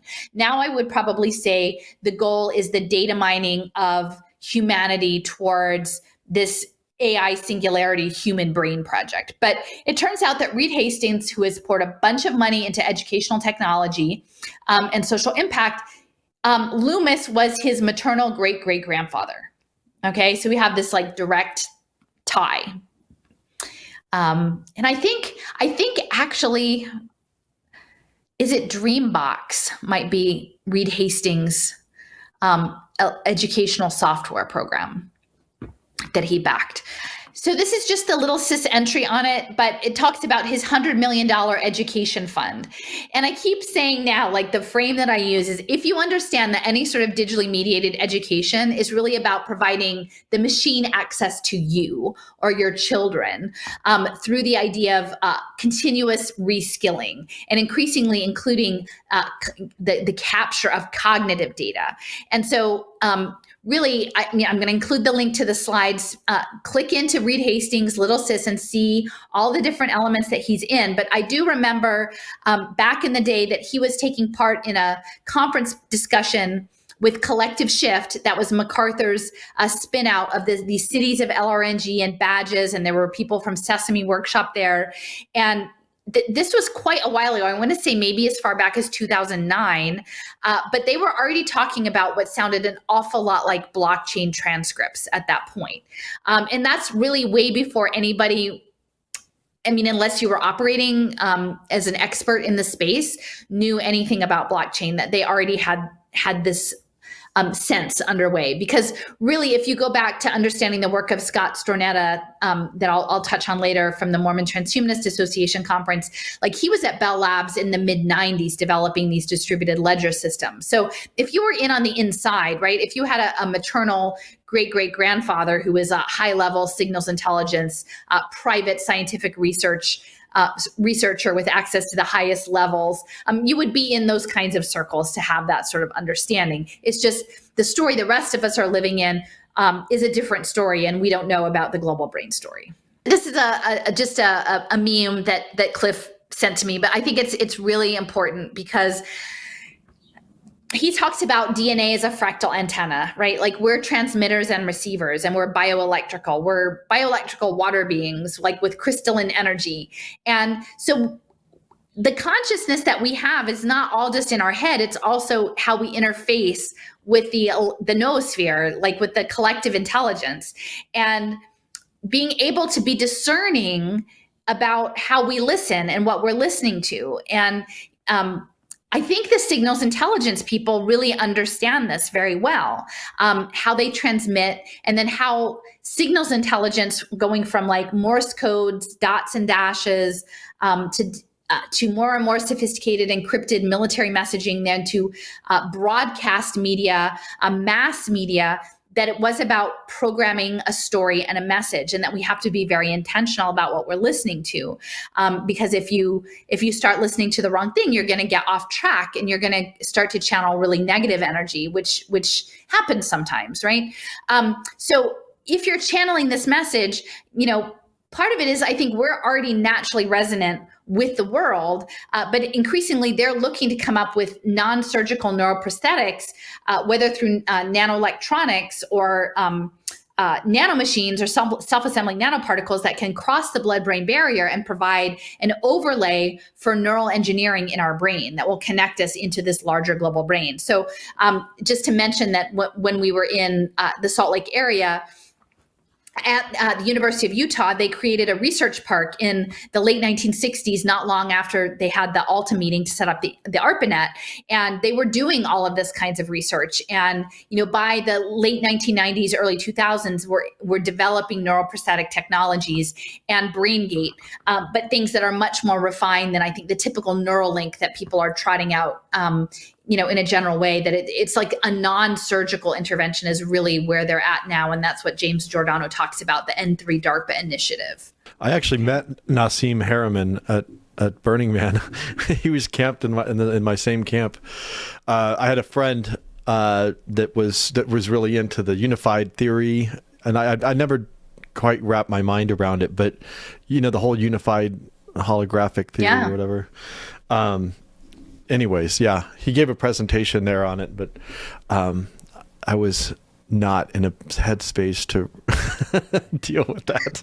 Well, the thing is, so like a week ago Friday when I met up with Steffers, like we did a number of site visits around like Lake Carnegie and the Institute for Advanced Study and some of these other places, and then she had to peel off, and so I ended up going over to Grover's Mill, which is the site in New Jersey where the Orson Welles broadcast of War of the Worlds. So they remade the H.G. Wells story into a radio broadcast that made it sound like reality TV.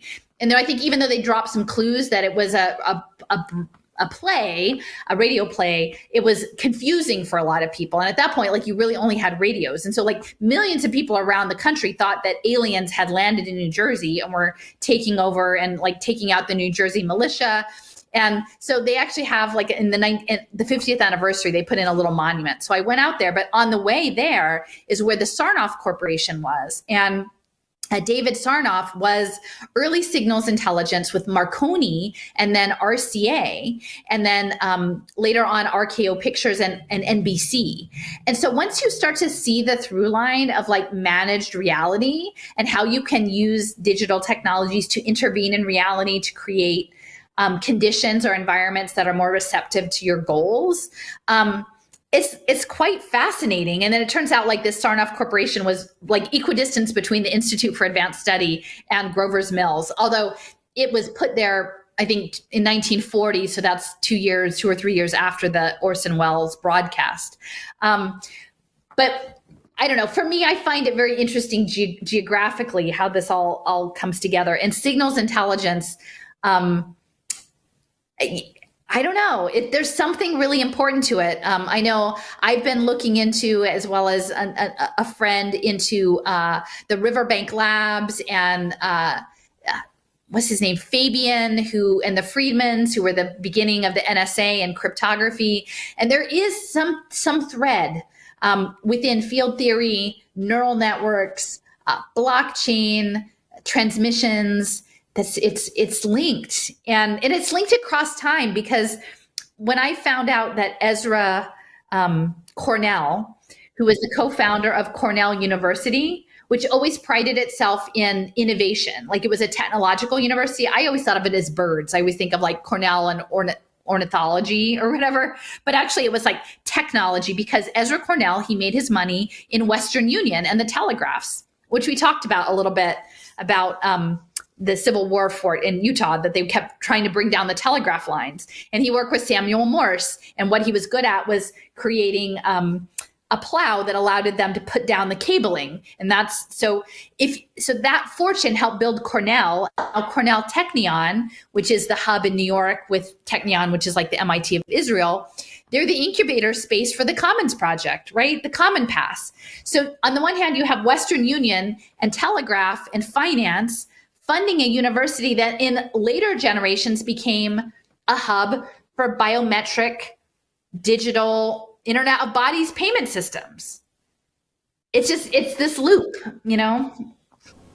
Real quick on the Orson Welles thing, though, I also did hear that the stories about its effectiveness were exaggerated by the media. So, in terms of how impactful that was, I did see it.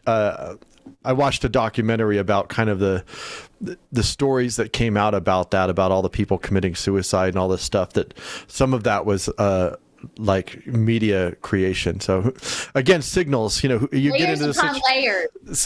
Yeah, exactly. You have the story and the story about the story and then the story about that story and maybe which cave are we in? Right. How do we get out of this cave? So, and this is just, I think this is a useful picture. So that's Vannevar Bush in the middle, and then Loomis on the one side. And, I think it's really important to understand that Vannevar Bush, he actually founded Raytheon in 1922. So that's pretty important because the directed energy weapons and the frequency weapons, both Lockheed and Raytheon, are really, I think, central to what is unfolding. So, clearly they're all having a really good chuckle there, planning out the future. All right, we can keep going. And so this is a link that I would encourage people to actually look at, because I was pretty fascinated when I found it. It's actually out of the FDR library, and it was a speech, I think, or a letter from Alexander Sachs, who was a chief economist for the Lehman Brothers, and he actually got the Manhattan Project started by delivering a letter between Alfred Einstein and Leo Szilard, his pupil, mentee, protege, that said, like, no, we really need to get this nuclear program going. And so he actually wrote this speech in 1967 on the 25th anniversary of the first nuclear chain reaction that happened underneath the University of Chicago. Now, it's important to notice that I was not aware that the University of Chicago was actually, I think there was an earlier one with Stephen Douglas and it burned in the fire or something happened to it. And then they redid it. And the money to redo it was largely, the biggest core gift was from the Rockefellers. And that J.D. Rockefeller was staunchly Baptist. Okay. So I think there's some maybe conflating with the Rothschilds, but Rockefeller's mother was very Baptist. His father was sort of a ne'er-do-well, and the mother was very, very strict. So Rockefeller was integral in the Baptist education scene. His financial advisor, Frederick Gates, was all about backing Baptist universities. So University of Chicago actually started as a Baptist school with the backing of Rockefeller. And so it's interesting that the history of the Manhattan Project, there was a lot of the metallurgical aspect that was happening at the University of Chicago, and the first chain reaction was actually, I think, under an athletic field at the University of Chicago.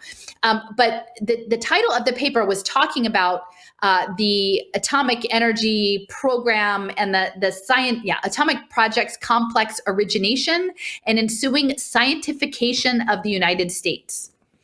So I'm just going to say that again. This is 1967. Atomic projects, complex origination, and ensuing scientification of United States. The three-phase progression of history transformative mutation in relations, government, and society to creative science for national security and progress. All right. And so they're talking about progress and mutations in science, that there is this thing of, I call it human plus. And I'm using that term because I think the transhumanism word that gets thrown around a lot also often gets conflated with the trans movement, which I think obscures and complicates things in an unnecessary way. And I do think that human plus is like human augmentation, human beyond, like human mutation, like human engineered mutation of some kind or another, right? And it may not be like a cyborg, that if you use that word, people think you've got a robot arm or something, like some machine eyeball. That that human plus is like literally, it could just be nanotechnology, right? It could be some sort of synthetic genomic change that's happened. But the scientification is really central to the Human Brain Project, the synthesis and the sublimation of the social sciences into the primary scientific program, and they call that integration, but really it's to erase the human part and make it all about science under the guise of peace and unity. Yeah, I mean, in some ways, like our phones are kind of, early stage human plus, Yeah. it's like it's the extension of, yeah. And it's hard to talk about these things too, because there's the language, like you said, like the language is used intentionally to have like double meanings, and it'll have, a word will mean something to one group and something else to another group. So how do you have a communication when there's not this common understanding? So I've the human plus transhumanism, I've had a hard time, like, okay, what's the best language to actually get people to understand what you're talking about?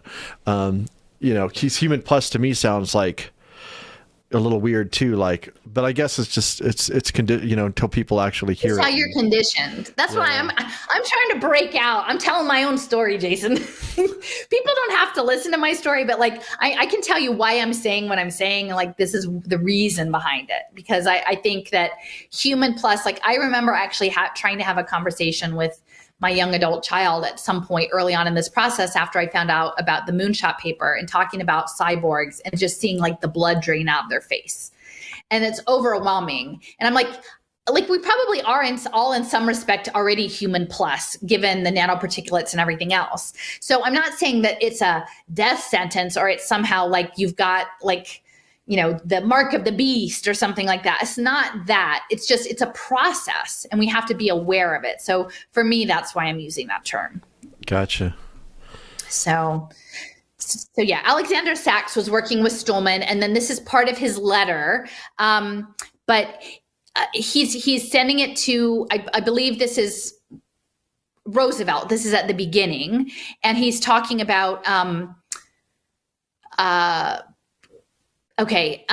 setting up the Manhattan Project, that there were 3 reasons that they wanted it. One was a new source of energy.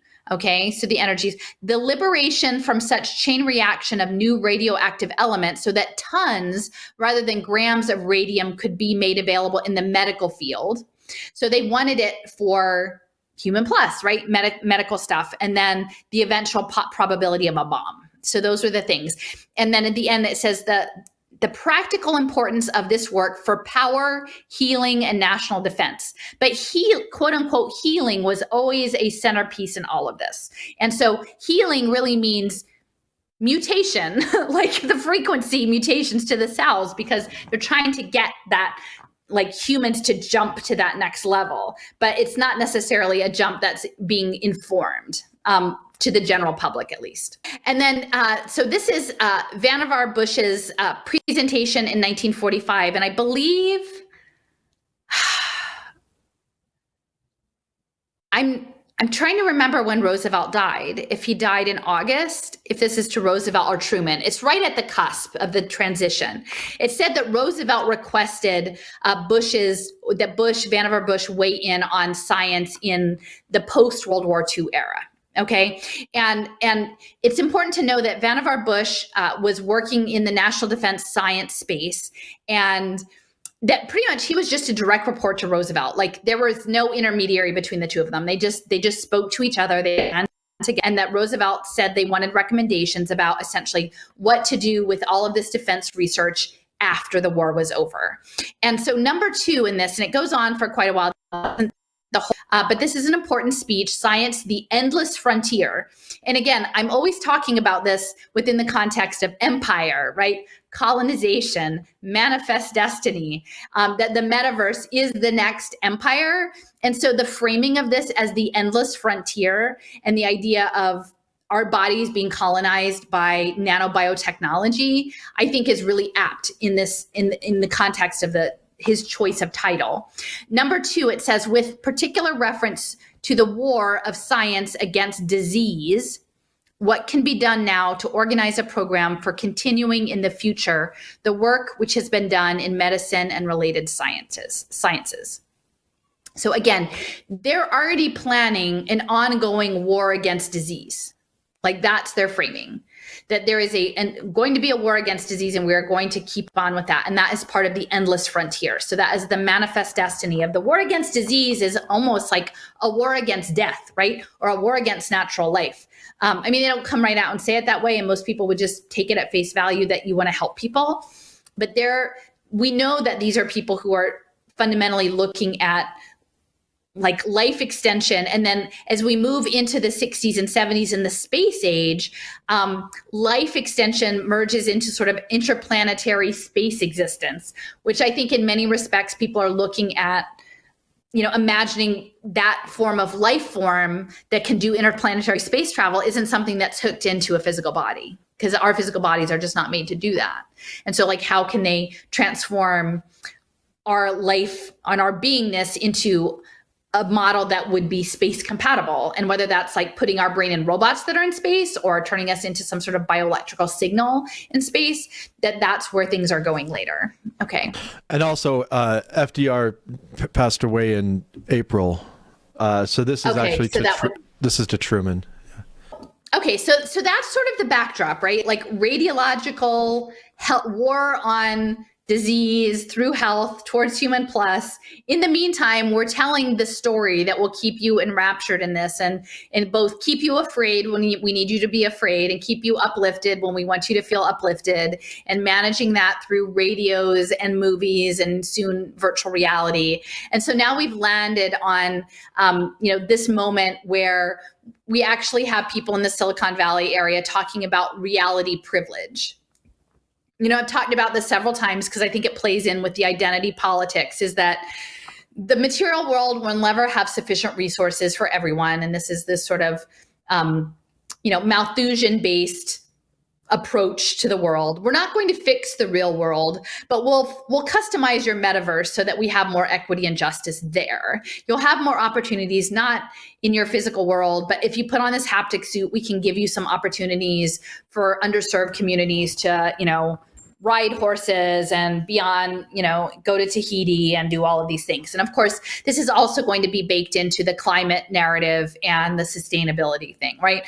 There are things we used to be able to do in person, but we just won't anymore, like go to work and go to school and visit friends, but we'll do it in the metaverse. And that's because it is the new empire, and that's where the new forms of capital are being created. And that's all tracked on blockchain. So there's this reality privilege. This was a quote by Mark Andreessen, venture capitalist, and his wife, Laura Arrillaga, helped create social impact investing at Stanford. Okay. And Mark Andreessen is a partner in Andreessen Horowitz, so very large venture capital firm. It says, in a recent interview, he broke down reality privilege. Your question is a great example of what I call reality privilege. This is a paraphrase of a concept articulated by Bo Cronin. Consider the possibility that a visceral defense of the physical and an accompanying dismissal of the virtual as inferior or escapist is a result of super user privileges. A small percent of people live in a real world environment that is rich, even overflowing with glorious substance, beautiful settings, plentiful stimulation, and many people to talk to and work with and date. And these are also all of the people who get to ask probing questions like yours. Everyone else, the vast majority of humanity, lacks reality privilege. Their online world is or will be immeasurably richer and more fulfilling than most of the physical and social environment around them in the quote unquote real world. Okay. So, and I think all of this is like, we need to situate that this is the mentality of the technocratic, eugenic control order state. That in the global brain, you're going to have stuff, but not in the material world, right? If you could just meditate hard enough and be disciplined enough and gritty enough and just like agree to earn your script to access your subscription level online reality video games, like you could be happy if you just conform to what we say. And that's because all of the stuff that's going to be happening, so much of the value is going to be created in the digital world. That is the new empire, right? And we are going to get there by the purple war on disease, because that is the biosurveillance state that Vannevar Bush was setting up under Truman. And, Truman, like right behind the Atomic Energy Commission and the dropping of the bombs and everything. Like, again, sorry about reality. Boom, we're going to drop bombs and irradiate everybody. But like, you're going to like your, life as a cyborg. You'll get used to it, right? That's the narrative that's coming. Yeah, and that it's just interesting because they take it away from you, and then offer it as a reward for behavior, whatever, compliance, I mean, that's just I can't tell you how disturbing that is to me. I know, but people don't even know that this mentality exists. And that's why, like, it's a control mentality, but it's a profit mentality. And then it's also to contain you in your digital enclosure to get enough of your life force to create its singularity is really what it is. So as a sitting Facebook director, I politely declined to answer. But let me generalize out. So this is something that one hears about the internet, a variation on this, that one hears about the internet a lot. So let me start by saying that gentleman, I'm sure he's doing fantastic work, and he clearly means well. I really, really deeply disagree with everything he just said, and the reason is because, not just because I had some role in creating the whole thing, but a friend of mine named Bo Cronin, who works in VR and is an advanced thinker on these things, has a term he uses called reality privilege. Mm-hmm. And so it's the view from the box seats. It's the view from it's a view from places in the world. That's exactly the kind of view you get from places in the world in which there are super rich real world experiences to have, mm-hmm. right? And so you grow up in an upper middle class community, probably on the coast. You have these incredible schools. You have these incredible enriched activities. You have all these after school activities you should do. You've got all these incredible people to talk to. You go to a college campus. You get to hang out with all these incredible super geniuses. For the 0.0001% of the population of the world who gets to do all those things, then this internet thing is a big step down. For everybody else, the internet is a giant step up, mm-hmm. right? Most people don't have that level of reality privilege. Like, most people grow up in places where there's a much higher level of what you might call intellectual deprivation. There's just not that many people around to talk to. There's just not that many interesting things being discussed. There's not that many great experiences to have. It's hard to learn new things. The schools aren't good. I mean, most kids in the world don't even go to school, or go to school up to the grade 4, grade 6, or grade 8. It just can't progress beyond that point because there's nothing locally. There's just no local system, infrastructure, or community to be able to engage on ideas. And so the internet represents a giant level up on all those topics for most of the world. And I think it's a fantastic thing. All right. Okay. Well then, fine. Snapchat for everybody. I like the final. All right. Okay. But it's also like these people like this also live in a bubble. They don't know anything about the experience of most people in the world. Like, truly. I mean, other than what they look on their data analytics or whatever. Oh, the kid's not going to school. They don't have any thoughts. Nobody has any real thoughts, and they don't get to actually interact with people. It's like it's completely nuts. It's like a 21st century Fabian context that it's a pseudo progressive paternalism, right? Oh, you don't have these things. You don't live your life to the level that I think it should be lived. So I'm going to take your options and then just reinstall back like some digital versions of that so that you can progress and evolve to meet my expectations. And that's, yeah, we never got away from that. And it's the integration, the idea that there is one global experience, I think. Like, that's the global brain, what Stolman and Kuntz were talking about, that everything, I mean, really, they do frame it as sort of a one world order, that we will beyond nationalism, we will beyond religion, we will beyond culture, we will just all be some unified blobby thing, right? But it will be good. Like, trust us, we're going to have some good standards that everyone will meet. And that's kind of the mentality we're looking at. It's integrated but homogenized. And again, I'm not coming at this from like necessarily strictly a nation state framing, but at the same time, you need to respect people's individual cultural practices, their faith practices, their food systems, their music, it's all embedded in their relationship to the land and the other beings that they share with. We shouldn't have this one globalized construct. It doesn't make any sense.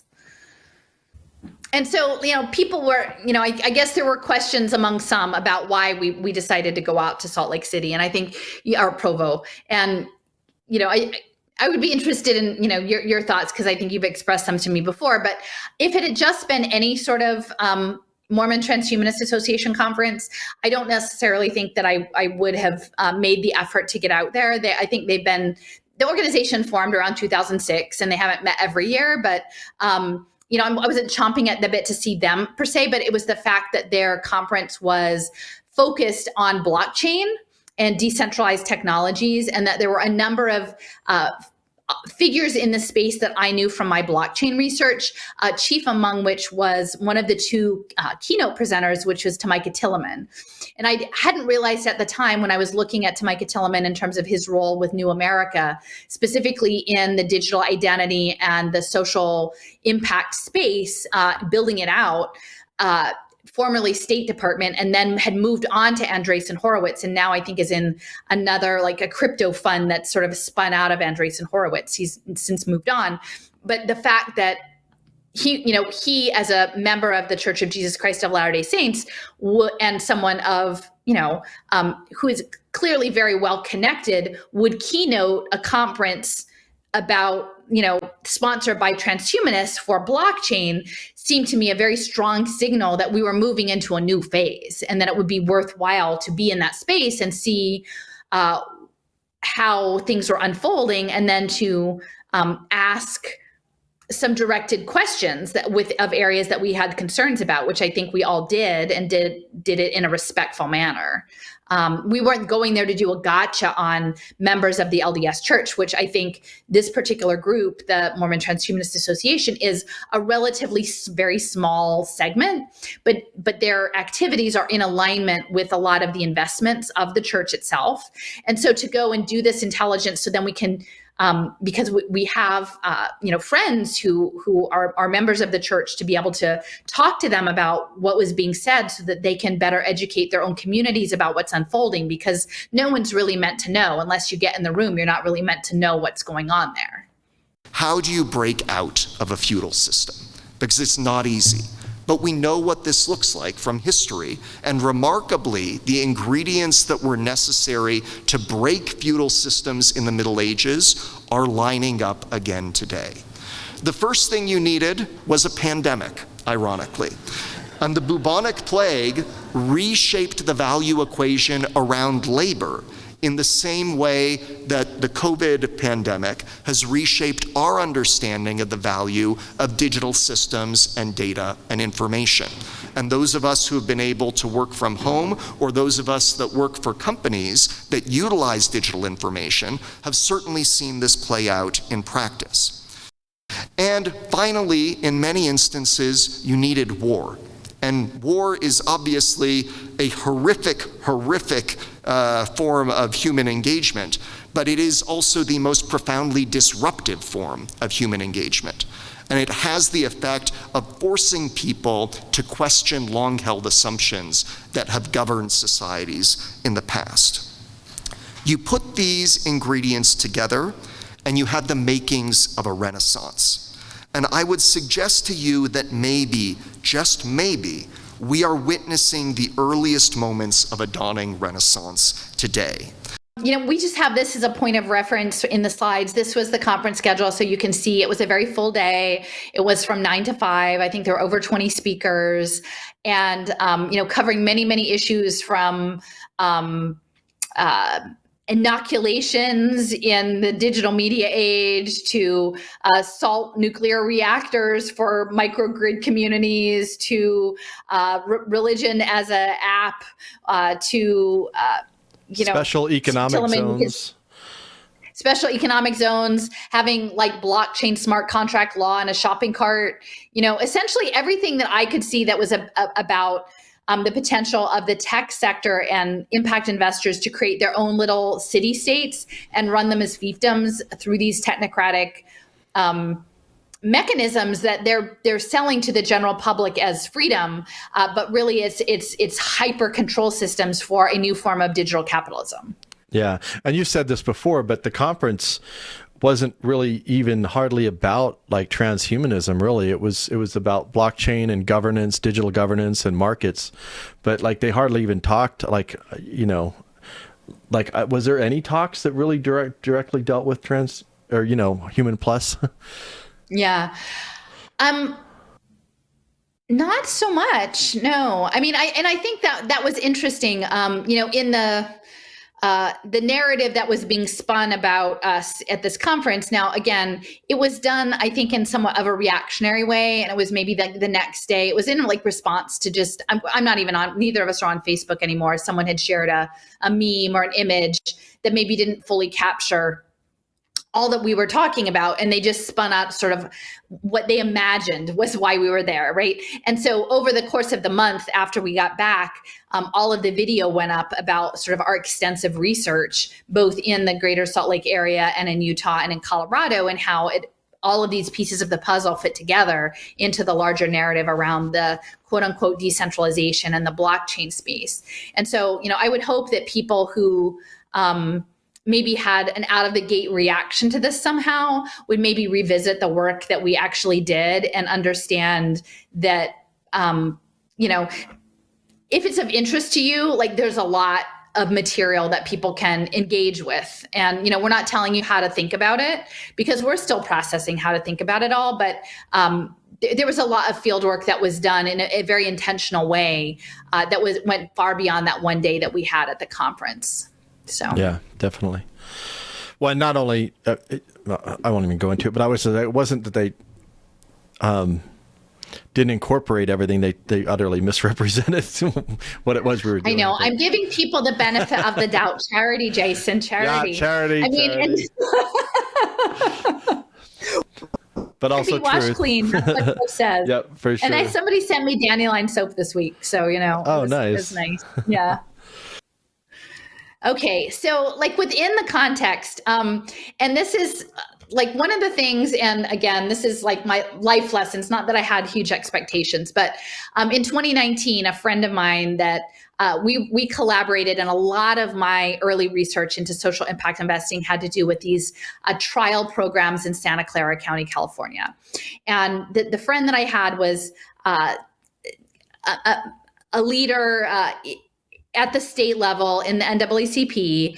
And early on, we actually, at the state level of California, got 2 resolutions passed opposing pay for success finance.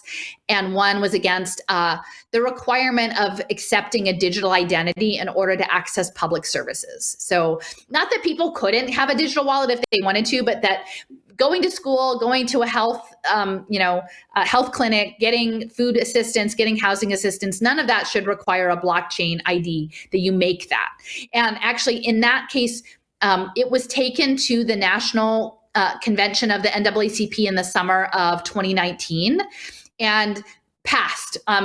With very broad support, although opposition from a small group in Brooklyn, New York, that chapter, who seemed to be allied with an educational technology company who had probably created some sort of opportunity for their own product and thought that limiting digital identity would crimp what they wanted to do with their product. But that passed. Again, it was mostly in our minds not about like a rule of law because it was simply a resolution, but an educational opportunity for these thousands of people who had gathered in Detroit to learn about what blockchain identity was because nobody knew. And we had no idea how the clock was ticking. The clock was ticking down, right? This is July of 2019. We had no idea what was going to be happening a year later. We just had no clue. But we should have perhaps known because this is 2021, but in 2019, on the first day of the convention, the prophet of the Church of Jesus Christ of Latter-day Saints presented. He was among the first presenters at that conference, at the NAACP conference. And then shortly thereafter, they started announcing programs that they were doing with the NAACP in Chicago around financial inclusion and financial literacy, among other things.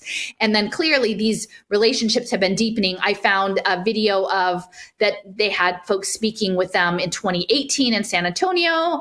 This is 2021. And so there is this interfacing. And again, what I keep saying is that there is this imperative in the church around charity, but charity, like I keep saying that Jesus would not blockchain people. Like Jesus wouldn't create a profit, make money off of people's trauma and suffering. And I continue to feel like the goal, not only for social impact finance, but also from a spiritual standpoint, is that many people in the Black and brown community in the global South, they have cultural connections that are more directly connected to land. And they're looking to sever that. And so my feeling is that they really want Black women and girls to code the metaverse. And that has a lot to do with why Ethiopia was chosen as the largest digital identity rollout, where Cardano and Hanson Robotics are now. And again, most people don't know the story that we're in. Most people have no idea the global brain story, the social impact story, the singularity net, that the impact data is going to feed the singularity. They simply are being told that this is charitable and this is giving people opportunities. This is training people for the new economy and to give them to uplift them, right? But the other part of the story isn't being told, and the true repercussions. So anyway, so the church is directly involved in social impact finance, as well as the University of Utah and the Sorensen family. They're very central. The politics of Utah and the academics of Utah and the church are all intimately involved in social impact finance and have been for quite some time. I just was thinking about in 2010, I did that march with Sherry, and we started out in New Orleans, and it was right after, it's not right after, but, several years after the flood. And, one of the things about that area was there was a very large number of Black home ownership, and a lot of people were losing their homes because of just dumb stuff, like they'd been pushed out, obviously, and so they were living in other places, and even like not having their lawns mowed or whatever, so they were getting these big fines, and there was all these little tricks that were being played to basically screw people out of their property. And has any of your research around like social impact finance connected to the Katrina and New Orleans? Have you come across anything related to that? Well, I mean, I know that when I was coming in through the school, the public education space, that New Orleans was a crucible for takeover and privatization of schools. Now, at that time, that's what I was framing it as, privatization. Now I better understand that quote unquote privatization, which is truly happening, but the AI digital media-based learning is coming in whether you're doing cyber school at home, whether you're in a parochial school, whether you're in a micro school, this system is coming after the kids, no matter what the frame of the education is what label you want to put on it. So, I'm in a sort of a different headspace, but the takeover of and the closure of neighborhood schools in New Orleans was huge. It was like one of the biggest stories in the education space. And then also many reopened as charter schools, but the charter model, not unlike the privatized model, is that it's conditional, right? Like if you don't fit their model, you're pushed out. And that's, I would say, I had a new post up on my blog this week from a mother who was had her children enrolled in a micro school, and it wasn't in New Orleans, it was in another location, but she had concerns about collection of social emotional data and sort of behaviorist training that were happening in the children's school. And it was a franchise model. And she was in direct communication with the owner, who is an Texas oil guy. And he was like, well, you have to trust us, or if you don't, like, you're the customer, just leave. Right. And so there is this, under the guise of choice, but eventually all these different options can be such that if you don't comply with their model of how they do things, or they're not going to necessarily accept feedback, they're just going to push you out, right? And so I know it from the education space. I don't know it so much from the housing space, but I wouldn't be surprised. Actually, someone today just commented on the video that we did about property and the Chief Seattle talk, and then the fire, and mentioned flooding as another way of getting people out of their homes, is in flood zones. Again, it seems pretty clear that there are opportunities where weather is being engineered to certain effects. And so you could use either through various kinds of natural disasters to trigger displacement at mass scales, and then coming in, just like Loomis, he pull his money out before the bottom fell out of the market, and then they use the profits they had to buy everything up cheap. I mean, that's the way these things happen. They clear out. And I think in terms of disasters, the goal would be to rebuild back with smart infrastructure, right? And then it would be used, the climate stuff would be used as the justification, both for removing people from areas and then also doing the rebuilding to have all the infrastructure smarted up with the sensor networks. That will all be done for like energy and climate and weather monitoring and blah, blah, blah. Like that's how they're going to set it up. And so I hadn't really thought about floods in that context of dispossession, but yeah, I can see that more even so than fire. Well, actually, I've shown several documentaries about, one was called Up the Yangtze River in China. And then there was another one called Drown Out about India, but it's all about how the building of dams have also played a role in massive displacement, where these whole villages would be flooded out from the dams that were being built. Another man-made thing that causes large numbers of people to have to migrate into the cities. So there's another thing I thought about. Yeah, the Pick Sloan dams on the Missouri for the Lakota. The Pick Sloan dams were total about that. And because they also, when the floods happen, they lose the ecosystem too. Yeah. Yeah. People don't think of that as, this actually can be used as a weapon of war in a sense. So in case people are interested, this is the resolution that we drafted around blockchain. And I still think it's a useful resolution. Again, I don't put a lot of my stake in the belief that the laws are going to save us or the elected officials or what. From an educational standpoint, I think it's really helpful. There's about another half of a page, but there's a link to the rest of it. And this is the one that was passed by the NAACP in 2019.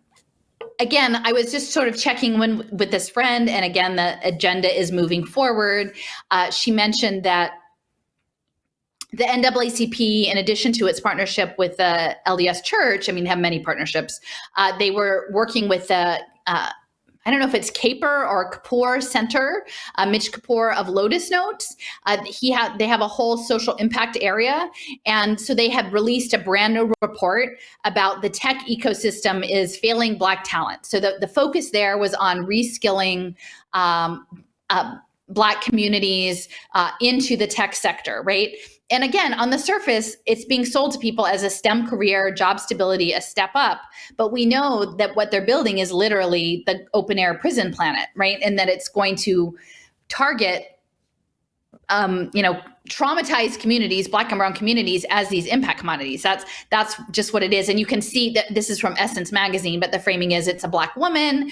And so Kaper, he is deep in the impact space. And so I was just going to pull it up when I found a LinkedIn profile of a gentleman. His name is Mark Wagner, who is now a managing partner at Chainlink Capital Management. So I'm assuming that's some sort of blockchain connection.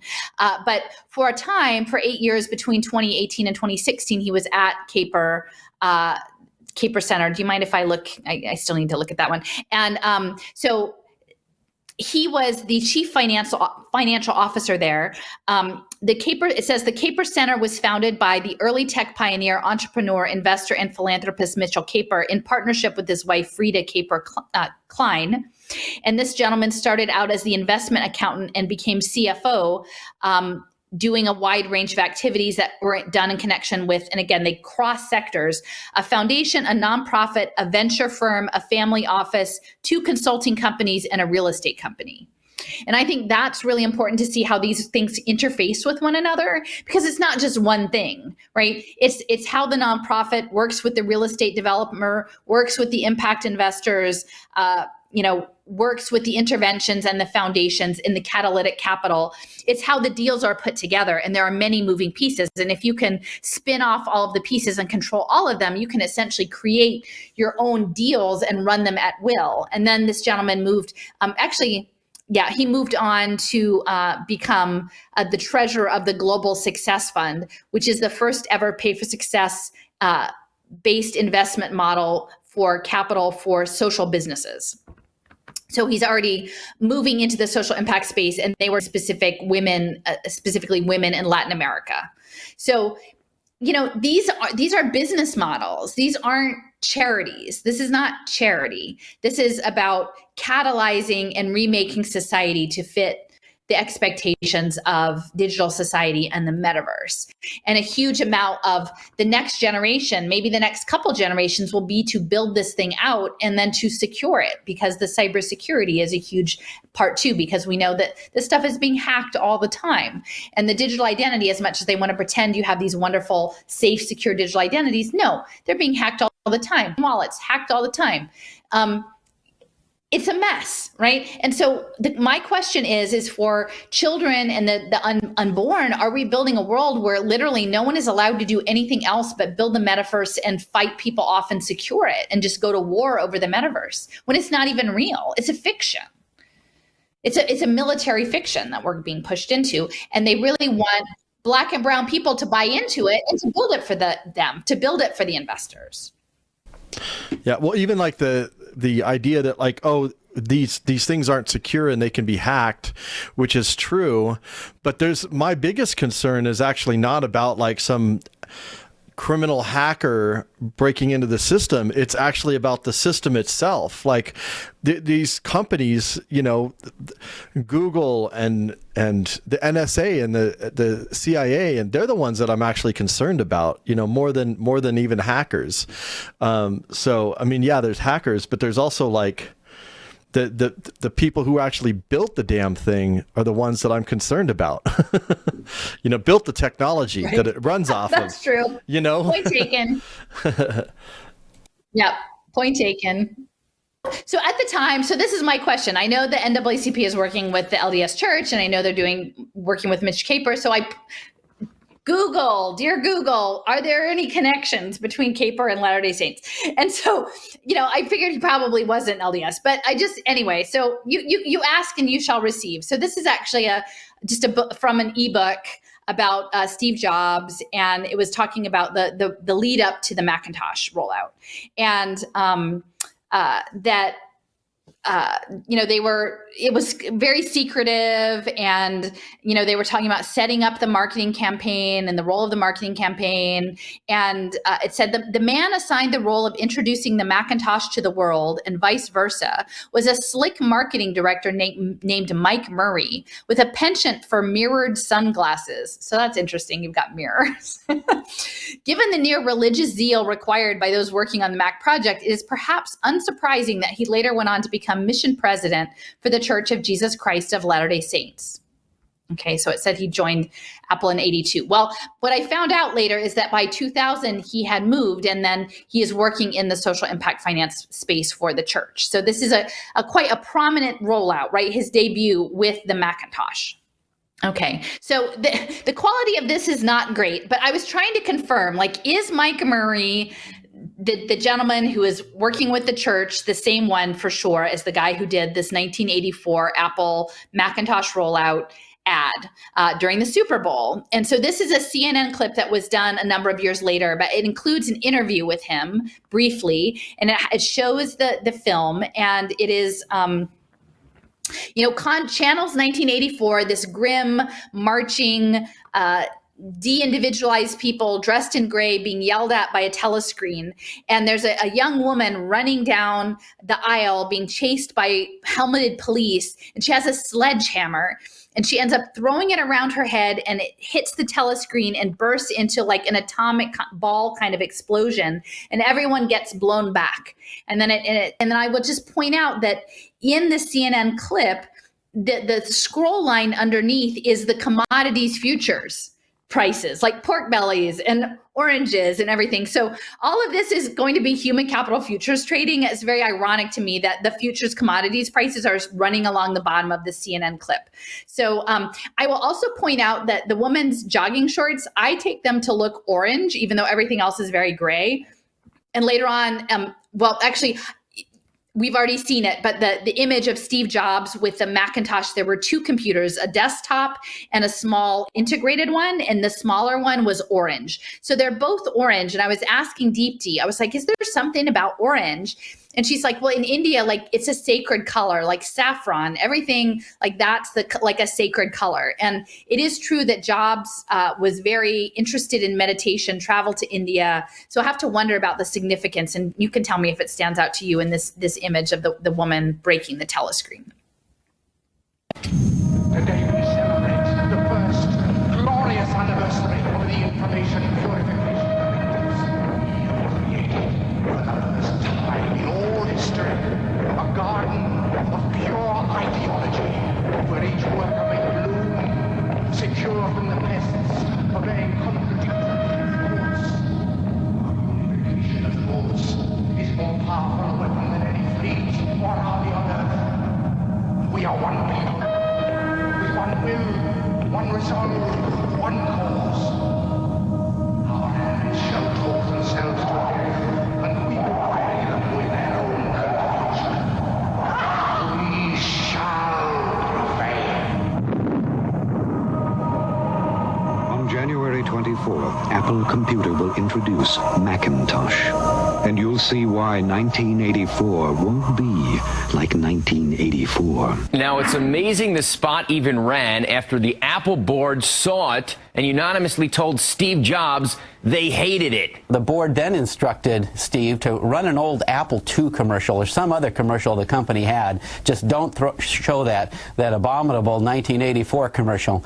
Unfortunately, there was no other commercial that would have made sense for Apple to run at that time, so we were forced to run the 1984 commercial one time during the Super Bowl. Well, let's say it's a good thing it ran. Viewers now truly thought of Apple and the Macintosh as non-conformist and revolutionary. And although Apple paid for it to run only once, they got their mileage out of it. Suddenly, it became something that all of America needed to be paying attention to. We showed up on the cover of Time, Newsweek, Business Week, Fortune, Forbes, Wall Street Journal, and the New York Times. It lifted the perception of Apple as an innovator. It opened the door for thousands and thousands of Macintoshes to be sold.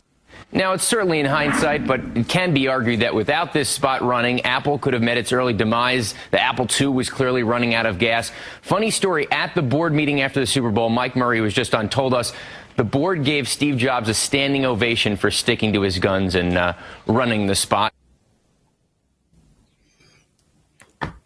So what's interesting there that I just realized was Mike Murray, when I was looking, like I was so focused on trying to get the confirmation that it was actually him and the ad and the Mac and the impact investing. And for a time, and I'll show you this later, he spent several years in Philadelphia as the head of the Philadelphia mission, which is interesting to me. And so I just realized watching it again that the backdrop behind Mike Murray was the Philadelphia skyline. So he gave, when he was talking, he was actually here in Philadelphia when the interview happened. So that must have been between 2007 and 2010, probably. So I want to just speak to the messaging there, because what essentially they're trying to say is that everything is gray, everything is one people, one ideology, one overarching look, and then the woman comes and breaks that apart, right? And so the narrative that is being fed there, I believe, is, a totalitarian unity versus personalization, right? Because that's what's coming later, is everything is personalized. You get your own personalized stuff. You're not just some guy in a gray jumpsuit. You're yourself. You're your identity, right? Like you can wear all your rainbow colors and you can have every metadata icon. You can be you. You can be you this week. You could be a different you next week, and everything is personal.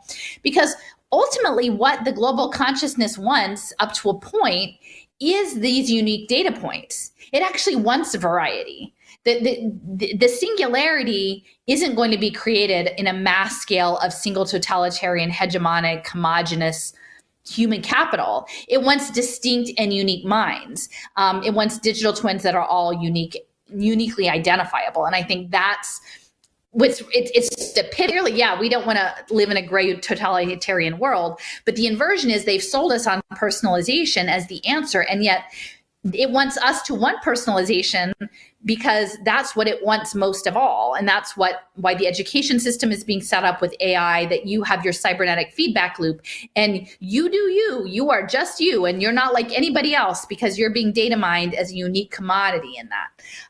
So I think that that's kind of an interesting, it just occurred to me as I was watching, I was like, that's the messaging. Again, I'm not saying that we should embrace uniformity either, but we have to understand how they embed the catch in the cell that they want you to embrace their branding.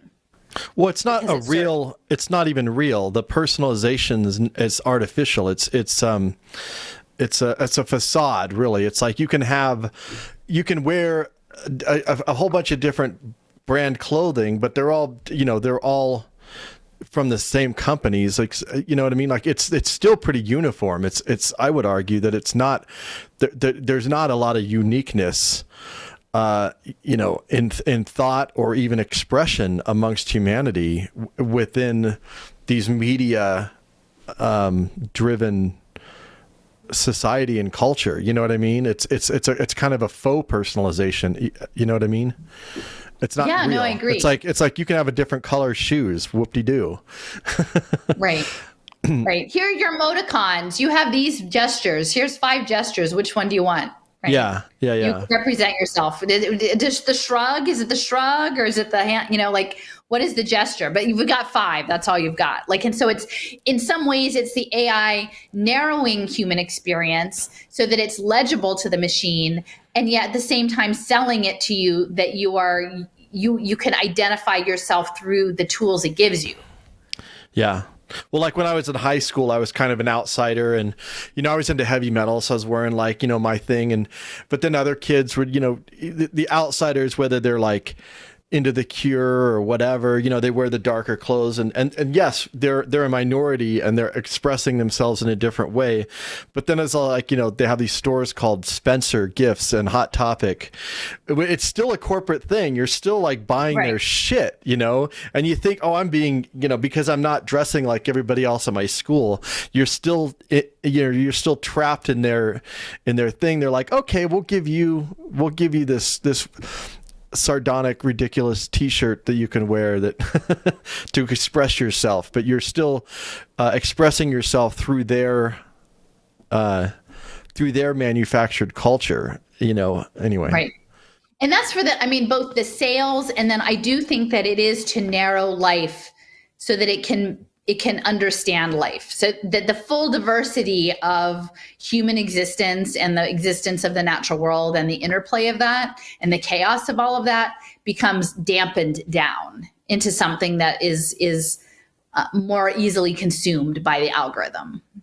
I feel like it's both things. So you want to keep going. This is his bio. It was on the BYU website, but it says he's been involved in poverty alleviation and self-reliance in the developing world since 2000, and that he's on the board of Unitas, an award-winning family of related independent entities, right? Focused on impact investing and grant making. Over 50 million families are impacted through Unitas's investments and partnerships. Let me just say that again. Over 50 million families are impacted by the investments and partnerships that this individual is part of. And he got his start marketing the Macintosh. That's a lot.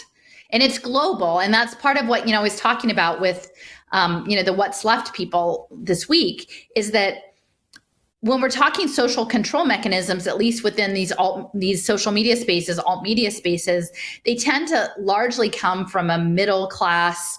Maybe, I have a bit of padding that I can invest in some crypto or do some things, but it's not actually looking at the developing world, impoverished communities. That's rarely brought into the conversation. It's like me, which I get. Like, I know that people want to make sure that they're okay and their families are okay. But if you're not actually zooming out to look at how the whole machine works, and you're just staking off, how do I take care of me? You don't understand the scope of the problem. Like, the scope of the problem is that tens of millions of people are already sucked into this thing. These systems that are going to become even more repressive. But if you're not even willing to look at what that system was, you're not going to be able to strategize well about how to start to dismantle it. So Anyway, yeah. So, and this is very important, like self-reliancy, the financial inclusion. Like I get the sense that there are a lot of impact investors that are looking to monitor how poor people manage their money. And this is going to be tied to UBI, I believe. You'll get a little bit of money, and then they're going to track every single choice you make about how you use your money. And it's going to be digital, so that they're going to be able to scale that. And so this is just the board space. Again, you can see the hexagons, right? He's Mike Murray is in the middle. So it says he has worked directly for Steve Jobs, Bill Gates, and Steve Ballmer. So these are all people who are very deeply involved in the human capital finance space. And Steve Ballmer, his wife Connie, was on the board of Strive together. And it says from 2007 to 2010, he was the mission president in Philadelphia here. And he has an engineering degree and an MBA from Stanford. Okay, so he was here, like surely hobnobbing with the connected folks in Philadelphia, probably also the technology companies and the people who were setting up the human capital investing. If you want to keep going, there's an image of the temple that was built here. It was after the groundbreaking, I think was after he left, but it was announced, I believe, in 2008. And the groundbreaking, yeah, so it was, it was open in 2016. So he was not here the whole time, but for probably the time that he was here, there would have been, I'm assuming maybe they need to fundraise some. I don't know that they can just pay cash for everything, but it was a $70 million project. And I have to say, I mean, it's quite an impressive building. It's, as they say, it pays homage to colonial Philadelphia. So if you understand, again, the manifest destiny narrative, the myth of what the US is and its democracy, that this would reinforce the colonial mentality, like that makes a lot of sense. And I do remember at the time that I had a woman that I knew who had a friend of a friend, was involved maybe in managing some of the financial assets of the church. And it was while the schools were in such rough shape. And they were like, oh yeah, no, the church, if they wanted to, they could just take care of all of the education money problems just like that, like no problem, right? There's just like so much money. So again, how the money is deployed. And, I'm not critiquing their right to spend their money to build their houses of worship the way they like, but it's not an insubstantial amount of money. And I know that there's considerable investments that are also being made into the tech and the biotech spaces, which are going to be building up the metaverse, even as in the material world, the temples are built up as well. Think different. That's how the film ended. Think different. Again, the apple. I talk about ignorance is bliss, right? Do you take the bite out of the apple or not? It's a rainbow apple, so that has its own stuff with the LGBTQ community, and I'm not necessarily going to go there, but also it's the UN SDGs are rainbow colored, and IRIS, which is the impact metrics for the Global Impact Investment Network. IRIS is the rainbow. It was the god that transported, sent messages from the gods, and that Iris was the rainbow. So think different. Again, imagine human plus, right? Think different. Think different. It's sort of a slightly odd and awkward phrase, but you get conditioned to it. Think different. And it's jarring the status quo. Think different, right? Like throw the sledgehammer into the telescreen. You're an individual, but here, let me show you how to be an individual. You can be an individual with our 8 colors. You can express your individuality within the frame that we give you, within the construct, the memes, the GIFs, the whatever, the overlay, that you can identify yourself within your images. And here I am, so this is me, but I'm going to talk about Rainbow's End, right? Here's Rainbow's End, Vernor Vinge, the father who first talked about the singularity, science fiction author. And I've been reading Rainbow's End, it was written in 2006, I believe, but it was about a near future of augmented reality and wearable technology. And it's set in San Diego. So I'm going to just riff off of the bitten apple, I think, in San Diego for a second. So on the right is the University of California, San Diego Library, and it's overlooking a small garden, and that is meant to be the Garden of Eden. And there is an art installation on the university campus called Snake Path from 1992. Again, I think the Human Genome Project was 84, and it didn't get underway for a few years after that. So it's not too long after sort of the launch of the whole biotech space. And they created a path that started at the library. The head of the snake is at the library. It's all made of hexagonal pavers. And then it goes down the hill around this Garden of Eden, where they specifically have a bench that says sort of ignorance is bliss. It's better to not be wise. And the snake, the body of the snake and the tail goes down, and it ends up at the Biotechnology and Jacobs Engineering School, which is 10 buildings over 20 acres on the UCSD campus. And that was a part of the Rainbow's End story that I read. There's a scene in which one of the characters comes up and he talks about the snake path. So that's how we know it. So I have a map of the UCSD campus. In the upper left side is the Salk Institute.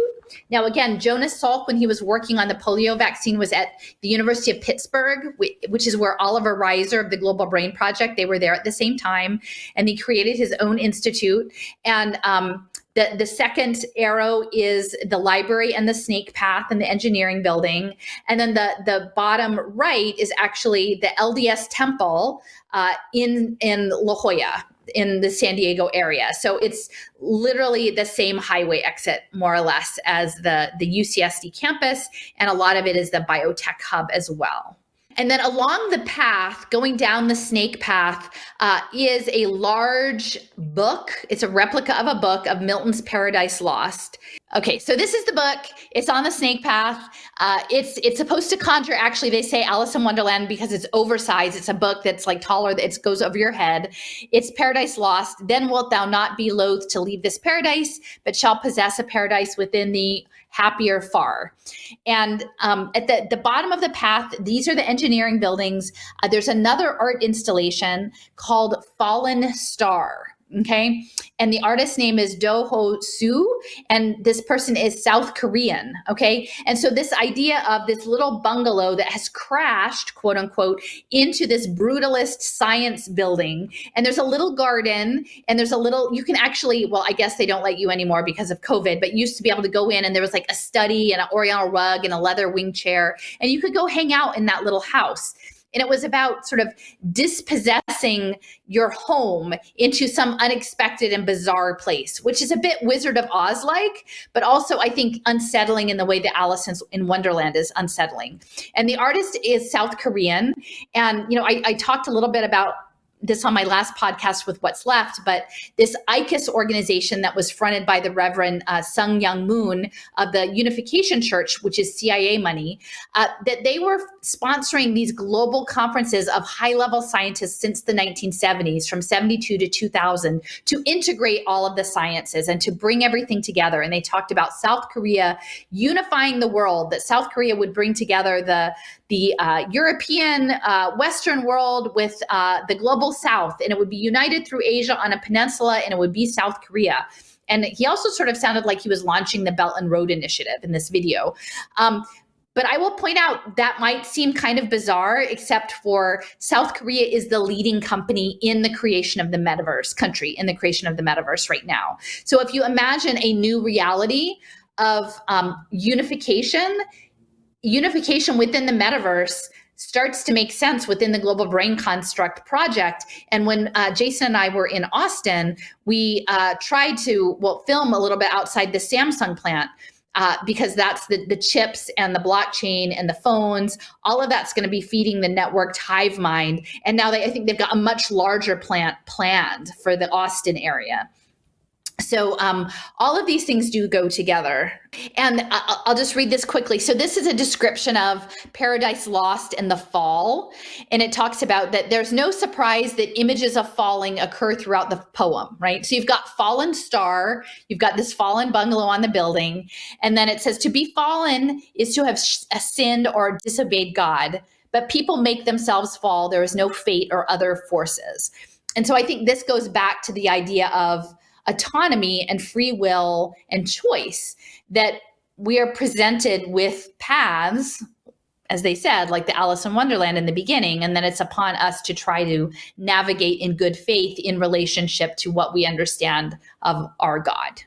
And then this is a map, just a closer up detail of the campus. You'll see near the top is the engineering school and the library where the snake path is. You can see the bit of a curve.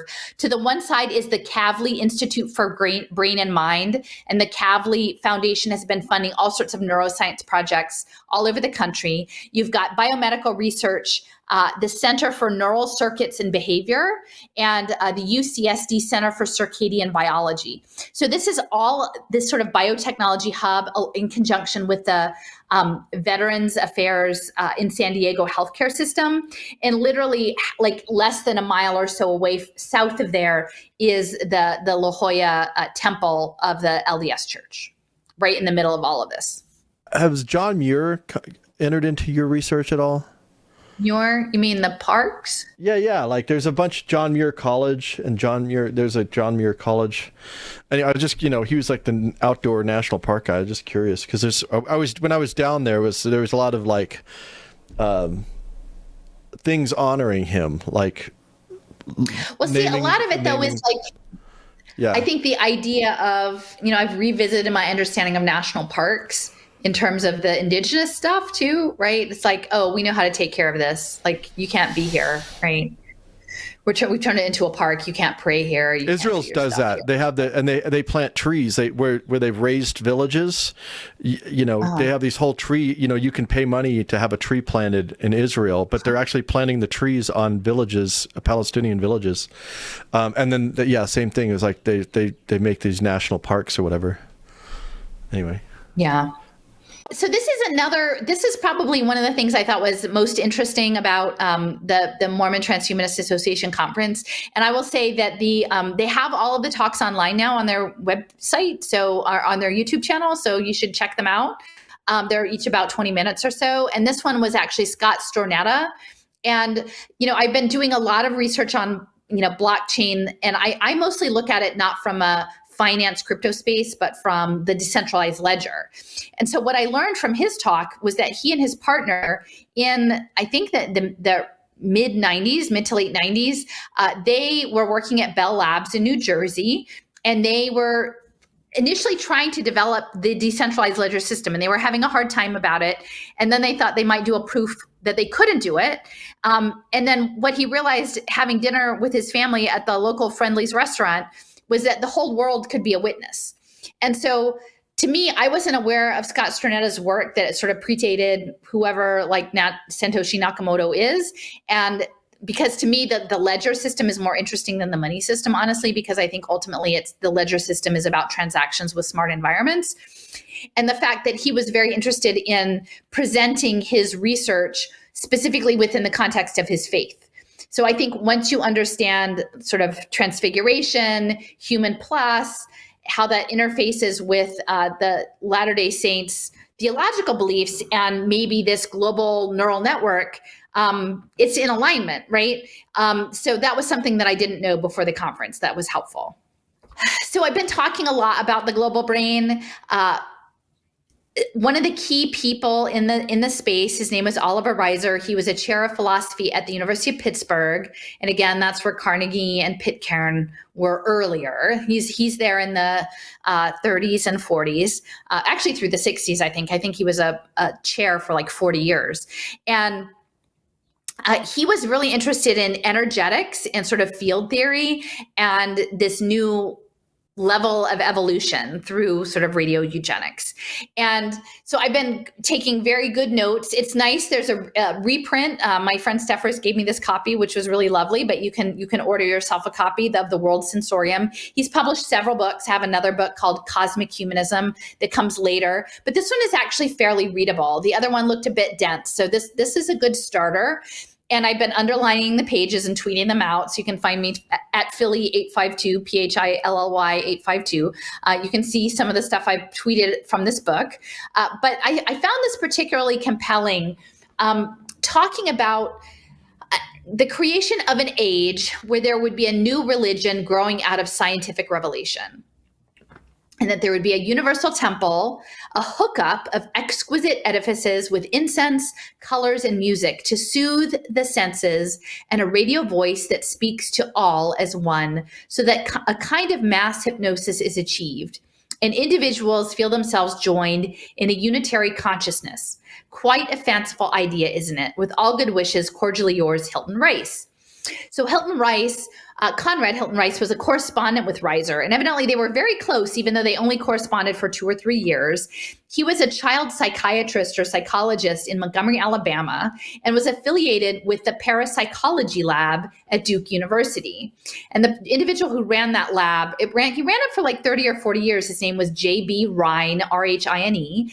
And Mr. Rhine was affiliated with the UK Institute for Psychical Research that created an American division. And so his work on extrasensory perception was sort of beyond that. But if you understand what we're talking about, radio eugenics, religion, the religion of science, and then using these sensory things to program you, right? Odor, colors, music, a radio voice, a unitary consciousness. Now, it sounds more pleasant than the Mac ad, but if you kind of just did it with gray, like all you got was like a stinky smell and gray and bad music yelling at you, the telescreen, like it would be kind of the same thing, this unitary consciousness. So this was his proposal. And then right after he wrote this last letter, he like dropped over dead unexpectedly. So that was kind of strange.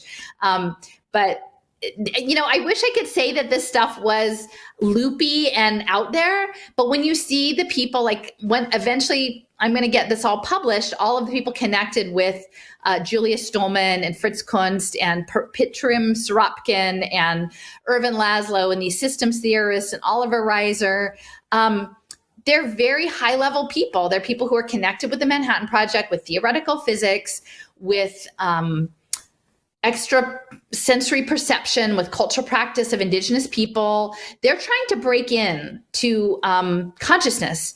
And I think in many respects, the Cold War was an excuse to weaponize the atmosphere and to use MK Ultra and other programs of mind control to do this level of experimentation in ways like that were happening through Operation Paperclip Nazi kind of scientists and targeting vulnerable communities. And I think in some ways, this is probably still going on by people who are being remotely targeted through electronic warfare mechanisms. So it's a little overwhelming, but yeah, fanciful, yeah. Isn't it? It's fanciful. Well, it's kind of wild because it's like, do they actually believe this? Because it's what they're describing is not a unitary consciousness. It's the elimination of consciousness and submitting to whoever's running the show here. This is terrifying. No. But see, the thing is, like, it's Soma, right? And I think, to me, I read that and I'm like, that's the metaverse. They want to invite you in. They want to hold up the apple and say, this is such a nice apple. It looks really tasty. Don't you want to have some? And like, come on in. And not that meta, like Facebook meta, like all of it. And they want you to want it. And so like, we had a little sparring with not a good natured sparring with like my friend Kenny and Andy about like, they're like, this leads to war. And I'm like, I don't know. If it happens the way they imagine it happening, it leads to you being zoned out and docile and like lobotomized. It's not like, they're not interested in mass war and destruction because they actually want all of it intact. They don't want you running around bashing everything with sledgehammer. They'd really rather zoned out. And I think if you understand, like, you're in Colorado, like the legalization mechanisms and stuff. And, at the same time, I'm not looking to create industrial criminalized society around, cannabis and things like that. But they're really interested in medicating people, right? And especially programming them through a variety of medications. And they're going to do that by making it legal and then putting it on blockchain and tracking it with nanotech and for quality control. Okay. And so the other thing about the blockchain, it's about making the global mind and it's about tracking your shit in the metaverse, right? So it's about like keeping track of all of your digital assets. And that's where I was earlier, is that it is the next extension of capitalism into the metaverse, into the digital realm, that you have to be able to keep track of your stuff from the real you on one side of the mirror to the animated you on the other side of the mirror. And so that's what your digital identity is. Your public-private key is your sort of portal, back and forth to the metaverse. And so what kind of stuff might you have in the metaverse? Well, you might have a teapot. So this is where I keep going, like, what's the teapot? I put a clip of an art thing about this teapot. It's the first virtual item. It was the first digital thing put into the internet, right? And the gentleman who did it, he was a PhD student at the University of Utah. He wasn't a member of the church. He was just a PhD student. He was actually English. And they were modeling mathematically material reality, right, in the digital space. And he wanted to develop something that had this, I don't know how you say it, Bezier curves, Bezier curves. And so there's something wonderful about this teapot that it has these curves, it has a handle with a hole in it. And so for this modeling, which really hadn't been done before, and there were no 3D modeling packages, you had to do it all in math. And that's what his focus was. So that's the Utah teapot. And on my first visit to Utah, when I didn't have Jason's wonderful tech support, I did sort of a phone video outside of the engineering computing building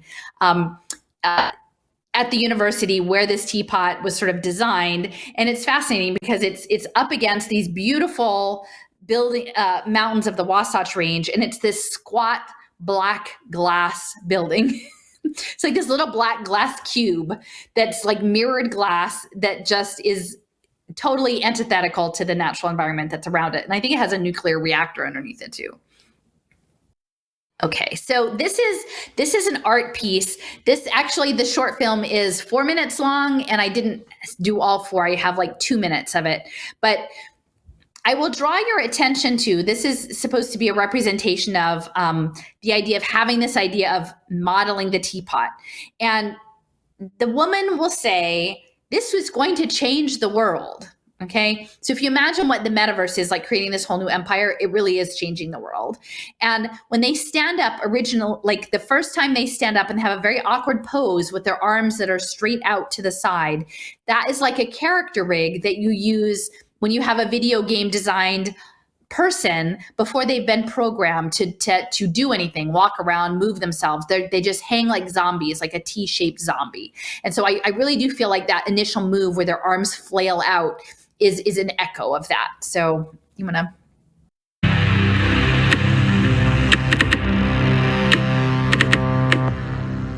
I was born in 1974, by the way.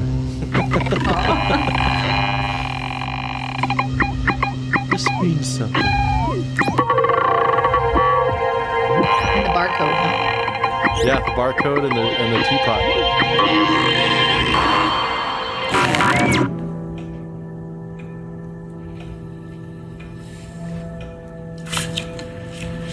Oh my gosh, the wallpaper, that's the design from the movie The Shining. Is there something bothering you? That's the same radio from Cliff. I'm so sorry, darling. I know how tedious it can be to talk about work as we dine, but I'm struggling to find a suitable object to model for my research. Like I said, something simple enough, but also complex. You know, discernible, but... I haven't the foggiest why you worry. You could draw anything. Why not this tea set? A teapot, darling.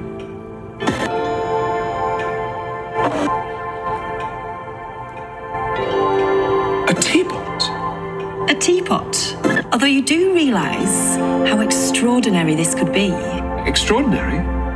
It will transform culture. Transform culture? MTV, sat-navs, special effects. This teapot could change things forever. A teapot? Something so simple yet so revolutionary. A teapot! A teapot! A teapot! A teapot!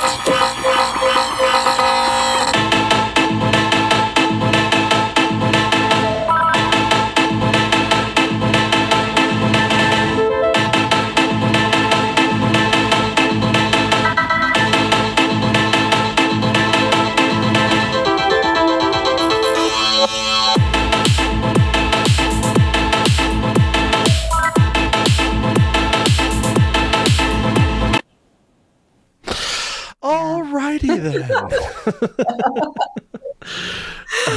Oh, but I think it's interesting when it says it can change things. It can change things in really big ways. And the more I started poking around into the story of the teapot and the Alice in Wonderland in the Looking Glass and Disney and the LDS Church and impact investing and consensus reality and digitally engineered biology and digitally engineered immersive media for character building, right? It all got really complicated, but in interesting ways. I mean, I don't know exactly what to say about it all, but it feels like there are very interesting intersections. And, you know, this artist, when they sort of glitch out, they're, I think, based in Manchester, which is where the Industrial Revolution was, which is where, you know, the graphene research is, which is where actually Chaim Weizmann, who was working on acetone, I think in World War I, that he did his research in Manchester. And then from that, like, kind of leaned on Balfour for the Balfour Declaration, because he did such a good job with this acetone that was needed for the munitions in the First World War. So that's Manchester. Like, there's a lot of overlaps with the artist being from Manchester. And then these glitches, to me, it feels like these breaks in time in these alternate dimensions. And there's the math world, right? There's the kitchen with the wallpaper, but then you get transported in that sort of weird waving sort of motion that they have into the math world.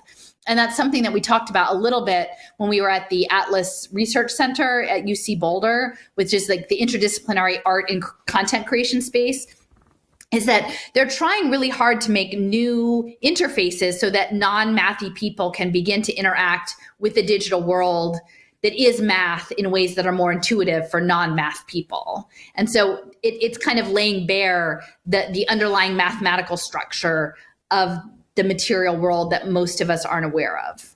So it's Martin Newell. That's a picture of Martin. There's a teapot behind him. It was a Melita teapot and Friesland porcelain, and it was manufactured in Germany. So it's a German teapot. And it was actually purchased at the Zion's Cooperative Mercantile Institution. So I think that's interesting because it's one of the state's first like department stores, and it's set up as a cooperative venture. So I'm going to talk about that a little bit more later. But you know, I do have the source for this article that has a lot more detail about Martin and you know, the teapot. This is from a slide deck, so it sort of shows how it's modeled with wire mesh. And there are all sorts of things that people played around with this idea of the teapot later. So then you have the hovering teapot with shadows, and this is all about modeling and making things look real. And that's what I would say in my Rainbow's End book by Werner Vinge that I've been doing. A key part is wearing an augmented reality and being good enough so that actually when your holographic version of you is walking around in the real world, that the math is right, so that your feet are actually on the floor and not hovering or sunk into the floor. That there's all of these sort of calibrations that have to happen for the augmented reality space to work. And that's something that we talked about in the geospatial area, and the atomic clock is all of the coordination and the math that happens with it. So Martin Newell, he decided to do the teapot, and then he created the math for it, and then he had to do it all by hand because there's no software, and then he sort of put it into the digital world. Now, I was kind of curious how Martin Newell, this UK guy, came to Salt Lake City, right? Because that seems like, I mean, no offense, like I really actually did enjoy Utah quite a bit, but that seems like a stretch to come there in the early 1970s. So before, I was like, so what was he doing before? Well, before he was working at something called this Computer Aided Design Center in Cambridge in the late 1960s. And they were using essentially like the supercomputer of the UK of that time, this Atlas II computer. And there were only two in the entire country. One was being used by their atomic weapon systems, and then one was being used in this design center, and it was part of a timeshare installation program. But a lot of the individuals who were a lot of the entities that were using the timeshare program also had links to sort of defense and military contracting and GCHQ. So, so that's the 67. So this is at Cambridge, and that's a picture of it. So if you wonder, like, where did the metaverse start to come from? Like, where did these things come from? You know, it came from like lots of lockers and metal cabinets full of circuits, you know, and that's how it started off. So Tony Benn, he was the Minister of Technology. He set up the center. It's interesting because his father was like the secretary to India in the late 1920s. So he has this sort of connection to India. You know, the government is underpinning this, getting this set up. They had this extra computer at Cambridge, so that's where they decided to put it. And you can see in the underline that Dick Newell and Martin Newell, who I believe are brothers, were both working there as of 1970. So the Utah Teapot is 1974. So they weren't there a really long time, or Martin wasn't there a long time. I think Dick was there longer. And if you're interested in some sort of computer nerdy, sort of interesting factoids, this is sort of a half-an-hour interview, and it's linked to here, but it's about the early history of the CAD Design Center. And in this, I found some interesting bits of information, again, about the timeshare, about the defense contracting, about sort of the structures of how it was set up, about some of the mechanics of how it all operated and the interfaces. But again, it was they emphasized that this was the top of the line super computer of its age, right? And so again, you situate Martin Newell in that he's, you know, I'm assuming a relatively young guy who's got a job at like one of the top supercomputers in the UK. What's got him to go over to Salt Lake City to go to the University of Utah? I mean, that seems kind of far, right? So I was just wondering how that works. So I found a bit more out about that. Okay, so at the time, the University of Utah was being remade as a center for computer graphics. So its focus, and when I've been doing a lot of research into the tech space, and, you know, I'm not an expert at it by any means, but, you know, there's the standard, Stanford, MIT, Urbana-Champaign, UT Austin. There were some of the key players in early computing. I had not really heard of the University of Utah until I started doing my research for my first trip. So it was made to be a center for graphic design, which is the metaverse, and file compression. So to keep the file sizes, because the metaverse is going to take up a lot of storage, right? And so the gentleman came from a Berkeley project, this Project Genie, David Evans, and he was sent sort of to Utah to make this program happen. And this guy, Robert Taylor, I believe, he was working under Joe Licklider, and he awarded this big $5 million grant to make Utah that center. It didn't just happen by accident. It was remade in 1968. And again, this is right around the same time that they're setting up the ARPANET, that they had that Alta conference. Okay. And it says that Taylor would bring many to CSL, many Utah students, including Curry, Flagel, Martin Newell, and John Warnock. So, that's sort of how it was all interfacing.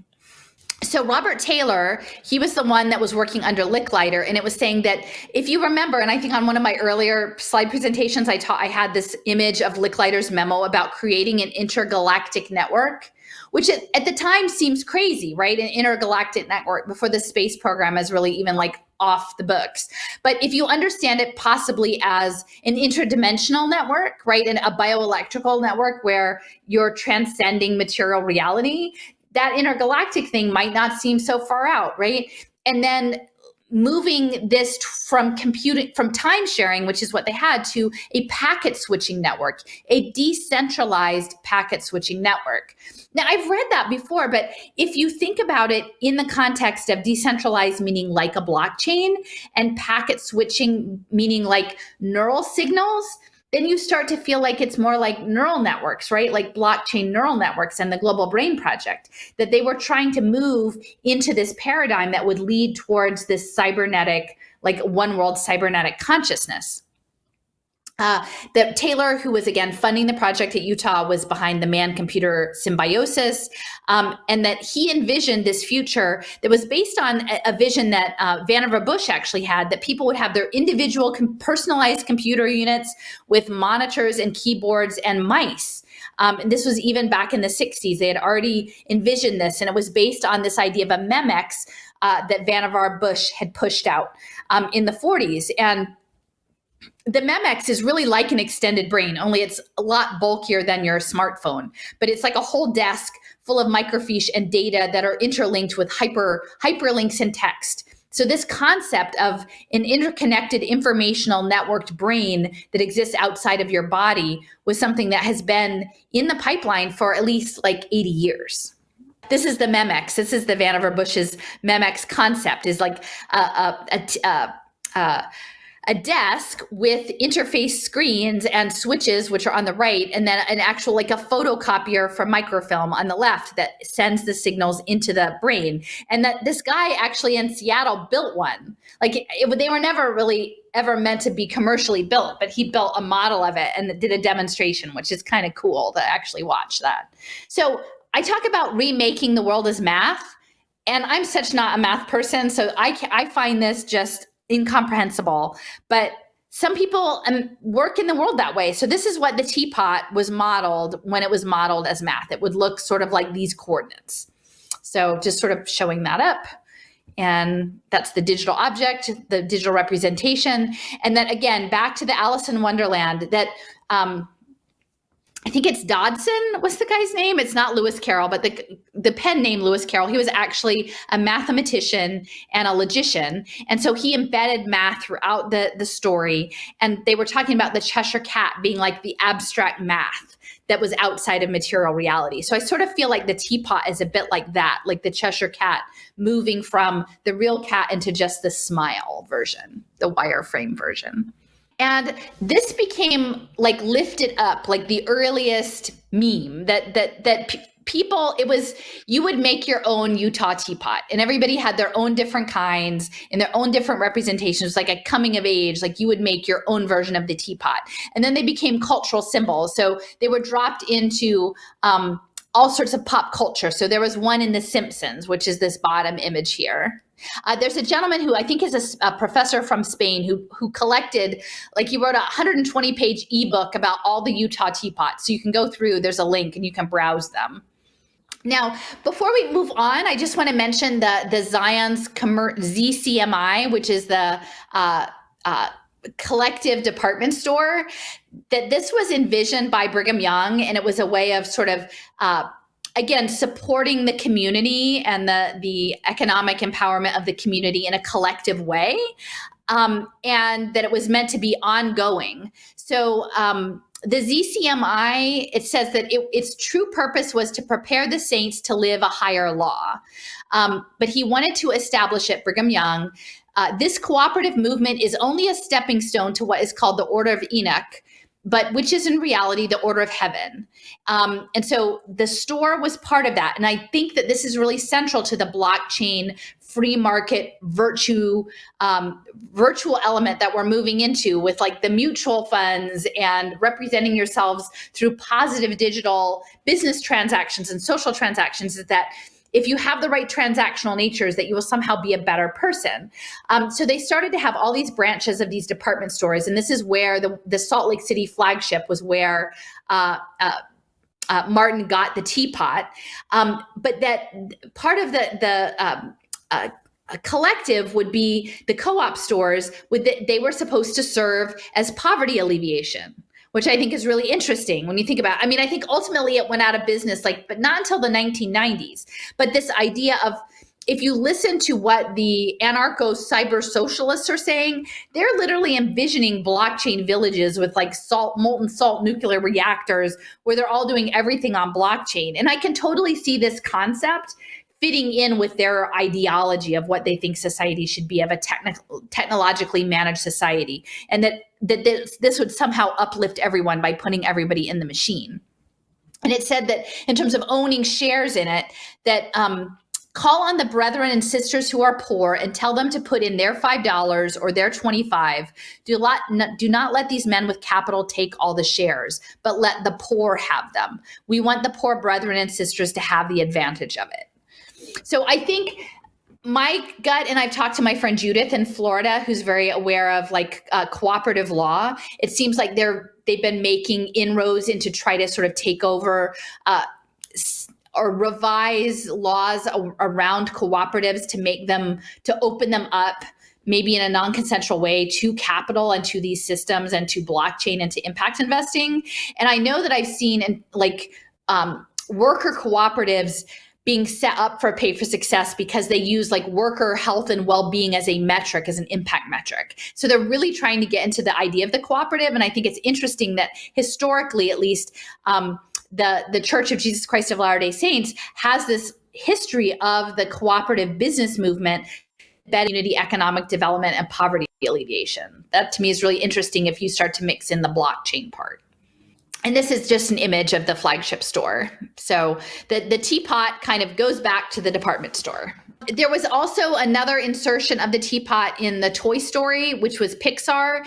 And what I didn't realize till we got to Utah and we started plotting out our plans to go up to Alta about Edwin Catmull, who was at the University of Utah at the same time Martin Newell was there. And he ended up going on to develop other systems of texture and 3D modeling that would later eventually become Pixar. So there is a Utah teapot reference in both Toy Story and ostensibly in Monsters Inc. Only I didn't quite see it in the Monsters Inc. So there we've got the teapot, and it's kind of interesting in the I don't know, would this be the anti-cybernetic version? You've got the spaceman, right?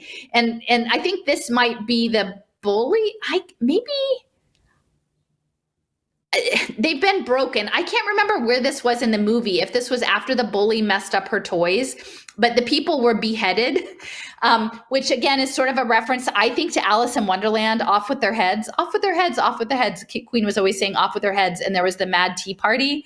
And so you can see that someone is actually holding the Buzz Lightyear's arm to pour the tea.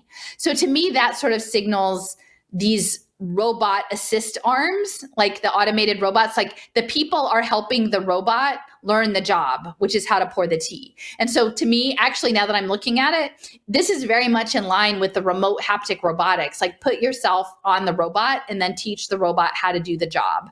And they've actually like ripped the arm off of the robot though in this. So you've got the teapot. So here again is Edwin Catmull.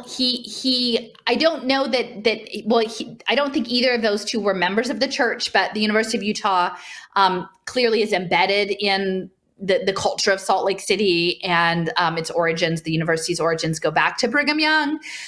So he worked with Steve Jobs. They were working again at his doctoral degree was computer graphics and three-dimensional curves. So getting the curves right in math, that's the hard part, right? Nature is all about curves, and getting the curves right is tricky. So he was doing texture mapping and curves, and to try to creating systems that would help build the metaverse. But in the meantime, it was building up a digital media empire, or adding to Disney's digital media empire.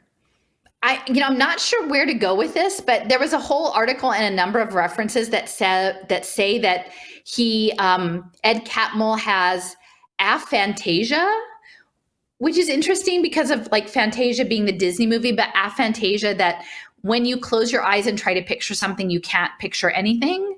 And that evidently in many high-level animators, that's not unusual, that people have that mental, that whereas other people can picture something in their mind's eye, they can't. So I think that's interesting. So he created this technology. It got pulled into the Industrial Light and Magic with George Lucas, and then in 1986, Steve Jobs bought it. And then in 2006, it became part of Disney. And so he was part of this sort of business makeover of Disney through Pixar. But, for the life of me, I'd never heard of there being any connection between Disney and Salt Lake City or Utah before. So there's a whole chapter in this book. And I'm not sure why they say the Mormon influence at Disney, because I know the members of the church usually use LDS, but that's how it's framed. But there's some key figures in the early history of Disney that actually go back to the church and to Utah. So I have a link to this chapter. I'm going to go into it a little bit more. So this gentleman, Eric Larson, he was a key animator for Disney. He was a member of the church. He started out in 1937 doing Snow White and the Seven Dwarfs, and pretty much every single major Disney film, like throughout my childhood and into the 80s, Eric Larson had some role in. So he, in Snow White, he animated the forest animals and some of the dwarves. In Pinocchio, he was the animation director for Figaro, Cleo, marionettes and donkeys.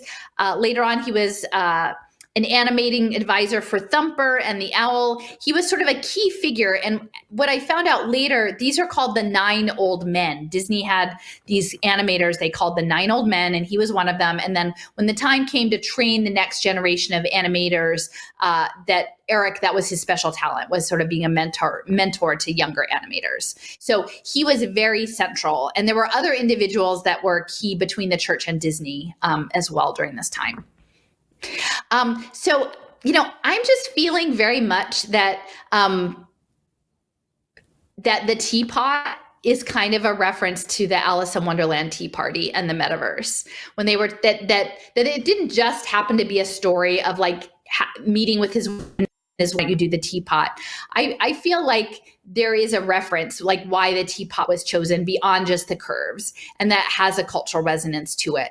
And so this is connected to Disney.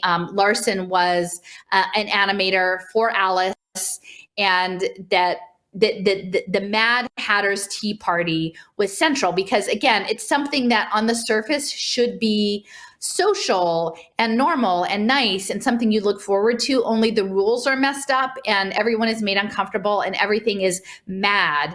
And within the Wonderland, Alice, who is a normal person acting normally, everything that is normal in the world of inversion becomes abnormal. And I think for many of us, that's what we feel like we've fallen in through the looking glass, in that many things that used to be normal have now become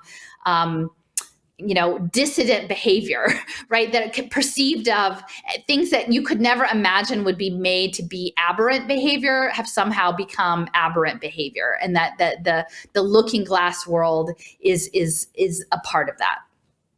Again, I want to point out that the idea, Larson helped on Snow White, the idea of the apple, again, is ignorance bliss? Do you take the bite of the apple? What happens next? Again, here it's sort of a witch offering it, so you might be somewhat skeptical. I think the apple is the invitation to the metaverse, the invitation to the blockchain, to the hive mind, to global consciousness. It's going to be made to be very appealing. Like that apple is going to be shined up and made very, very attractive so that you will want to take the bite. But the question is, do you? If you knew the whole story, if you knew where the road went once you took the bite out of the apple, like the Steve Jobs Macintosh apple, would you take the apple? So again, we'll keep going. Also notice her arm looks like a mushroom right there. Oh yeah. There's a theory that the original apple in the apple of knowledge from the Bible was actually a psilocybin mushroom. There's a theory going around about that. Oh, okay. Yeah. It could be. So, I often try to situate the metaverse within the military campaign that it's going to be a game, but it's a military game. There's a paper that I've talked about in some of my other presentations about the Internet of Things embedded everywhere, and the collaboration between the military and the Army Research Lab and Disney to create this Institute for Creative Technologies based in Los Angeles. And Bran Farron, although as far as I know, has no affiliation with the church, he was like the Disney contact on that. And so it's embedded in the space that Disney and the military are working to build synthetic people and synthetic environments, both for training and to live in, clearly. When I was sort of going through and tweeting about Pixar and Disney, someone brought to my attention that this woman was just recently elected to sort of a leadership role in the women's education system. Her name is Kristen Yee, and she worked for Disney for 15 years. Now, there was another individual, and his name escapes me, but early on, this is more recent, but back in the day in the 50s, he worked for Disney for quite some time, and he took some time off to help establish like a hot springs resort with his family. He was a member of the church. And he decided to stay and build up Brigham Young's film department, and also not just film for entertainment, but also educational films and films for religious purposes. And, I will just point out that if you haven't read Octavia Butler's books, Parable of the Sower and Parable of the Talents, there's a really interesting section in there where she's talking about essentially virtual reality that's tied to evangelism and religious behavior and good behavior within a VR headset. So I think if we take the idea of immersive reality and good behavior and engineering consciousness into evangelism, not just necessarily the LDS church, but any sort of faith-based evangelism, there's a lot of, or other kinds of things, right? Like military brainwashing, there's a lot of elements that can be, these immersive technologies can be used for. So she worked for Disney for a long time, and then she went back and she was getting a master's in public administration at BYU. And BYU has quite a robust, their MPA program is not surprisingly really steeped in social impact investing, as is at the University of Utah. Their business school is very deeply into impact space through the Sorensen family. Again, she got her break into Disney with a Hannah Montana video game, and but she was connected at the top with Bob Iger, who worked also with Catmull. So there are these networks, I think, of animation and Disney and the church that at this point there's only a handful of people, but clearly there's a whole book like with a chapter dedicated to it that you have to start to think about, given Salt Lake City and the University of Utah's positionality in graphic design and computer-aided design and its deep history, how all of that interfaces now that digital media is meant to be a social impact reality engineering space. Okay, and so this is the announcement. So she is one of two counselors in the Relief Society, and that's the women's movement. And so it's religious education and support. And the organization goes back all the way to Joseph Smith in 1842. And so she starts her term, I think in the summer, but it just happened. They were just appointed this month. And so she's going to be serving as the second counselor. But she did work for Disney Interactive Studios for 13 years. So I think, again, it was Disney, but also game design. And so we know that the gaming has the embedded nudging and behavior change, like not specifically just Disney Interactive, but all of the gaming platforms have that embedded.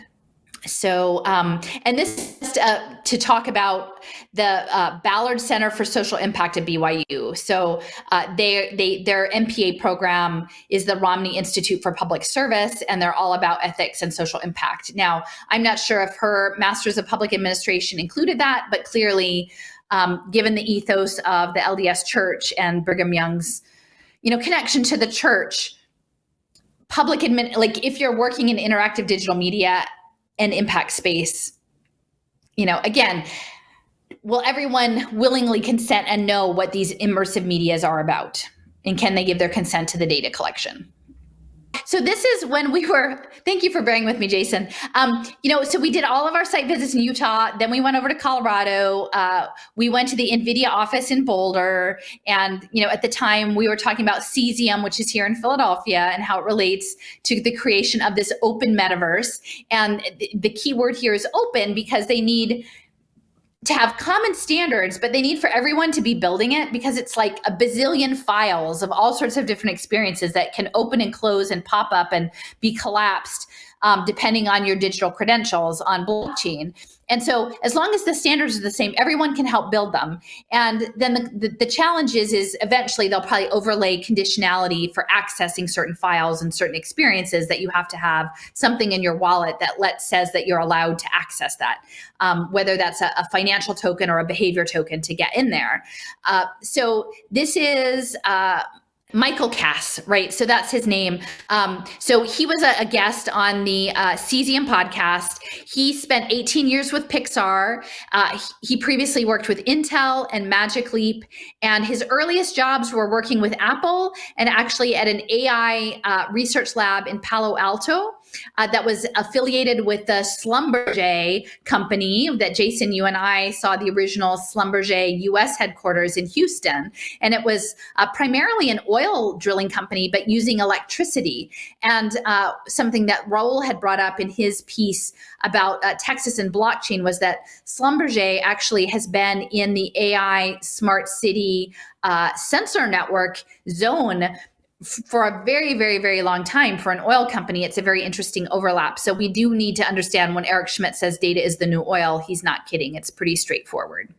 So this is Michael Cass's bio. Again, it says he's a senior scientist at Pixar.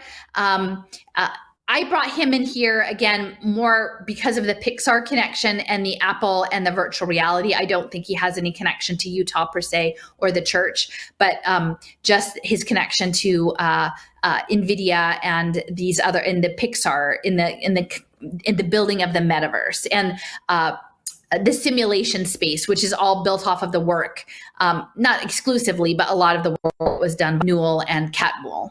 Now NVIDIA is building this omniverse, right? Open metaverse, simulating products and worlds. So everything from the tiniest marble all the way up to the cosmos. You know, NVIDIA is doing it at all levels at really, really high resolution. And I've heard from folks that like with their haptics and their interfaces, like you almost can't tell that things aren't real. Really intricate design.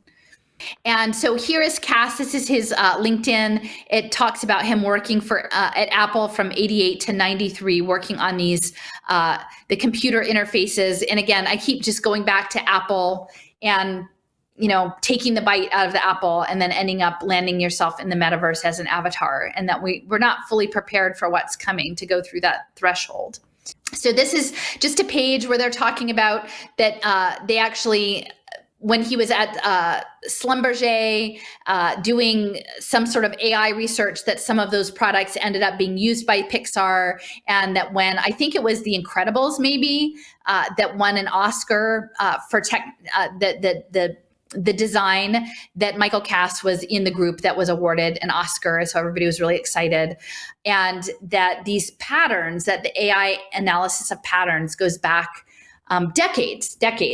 And you wouldn't necessarily make the connection between oil companies, data analytics companies, video game design, media entertainment, that they're all connected. But I think once you understand that data mining is towards the digital twinning and the synthetic representations of people. And I will just say, you know, for the folks who were directing sort of outrage at the transhumanism piece, that it wasn't a thing. My understanding, because again, I frame it as human plus, it's not just humans potentially with embedded technologies or enhanced capacities, but it's also the digital twinning. So I think maybe if these people understood that the digital twinning was the key element, and for that blockchain is the central infrastructure, and that the conference was really about blockchain. So it's about not transhumanism, I'm going to get a neural link in my brain, but simply human plus transhumanism towards creating a digital twin of yourself, creating a cyborg, a silica-based replica of yourself, that's what's coming. And there was some sort of derisiveness that people weren't concerned about that. They were concerned about their schools. And what I would say is that the competency-based education that goes directly back to Carnegie initially setting up seat time requirements for children to be in school, and now deciding that school is done and that you will do learning outside of school with badges, and that all of that data and metadata will be collected, including social emotional learning data, to build the digital twins, to create the mental model specimens that then can be packaged up and put on a shelf, personalized, right? Like not gray and sad and unified, but bright and shiny and unique, and put in a jar and put on a shelf so the AI can learn it. That is what is literally happening now. And it's happening very specifically in Pittsburgh, among other areas, as part of this LRNG program tied to collective shift and competency-based education. So, you know, maybe if they understood that they would revisit that critique, because it's the digital twin part that I'm really most concerned about right now. And orange running shorts. Yeah, and orange running shorts. Smart shorts. Eventually there'll be smart shorts. So I think once I start to understand Apple and Steve Jobs, again, remember back to that Dallas, that portal with the owl that says, everyone can speak, but only some are wise. And you've got the DNA programming, you've got the animation programming with Steve Jobs and Up in the Pixar movie. Above, FDR, the World Bank, Eisenhower, DARPA, Churchill, the Atlanticist program, Truman, atomic energy, and the UN. That's the underlayment on top of which the programming is built. Then when I revisit what happened with what I understood at the time as school privatization through educational technology, that it wasn't just surveillance and it wasn't just impact, but it was literally building the global brain, and possibly through wireless radiation, intentionally attempting to trigger genetic mutations, like Lamarckian genetic mutations towards this forced evolution, that some of these wacky people think that that's what they're going to do, that is the plan. That when I look back at the E-rate legislation, that when Apple specifically filed to expand E-rate from wired to include wireless in 1966, that they knew exactly what the program was, right?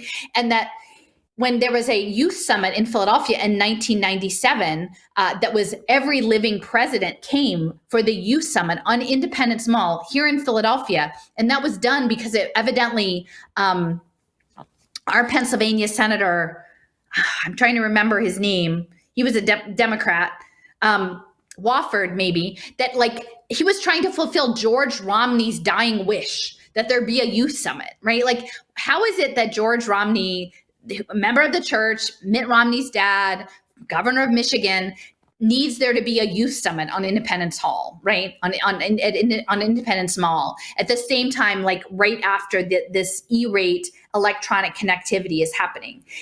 I believe it's because that they have a sense that they're in this moment, and that those young people who started to go to school in the late 1990s were among the last kids who had a non-digital educational experience.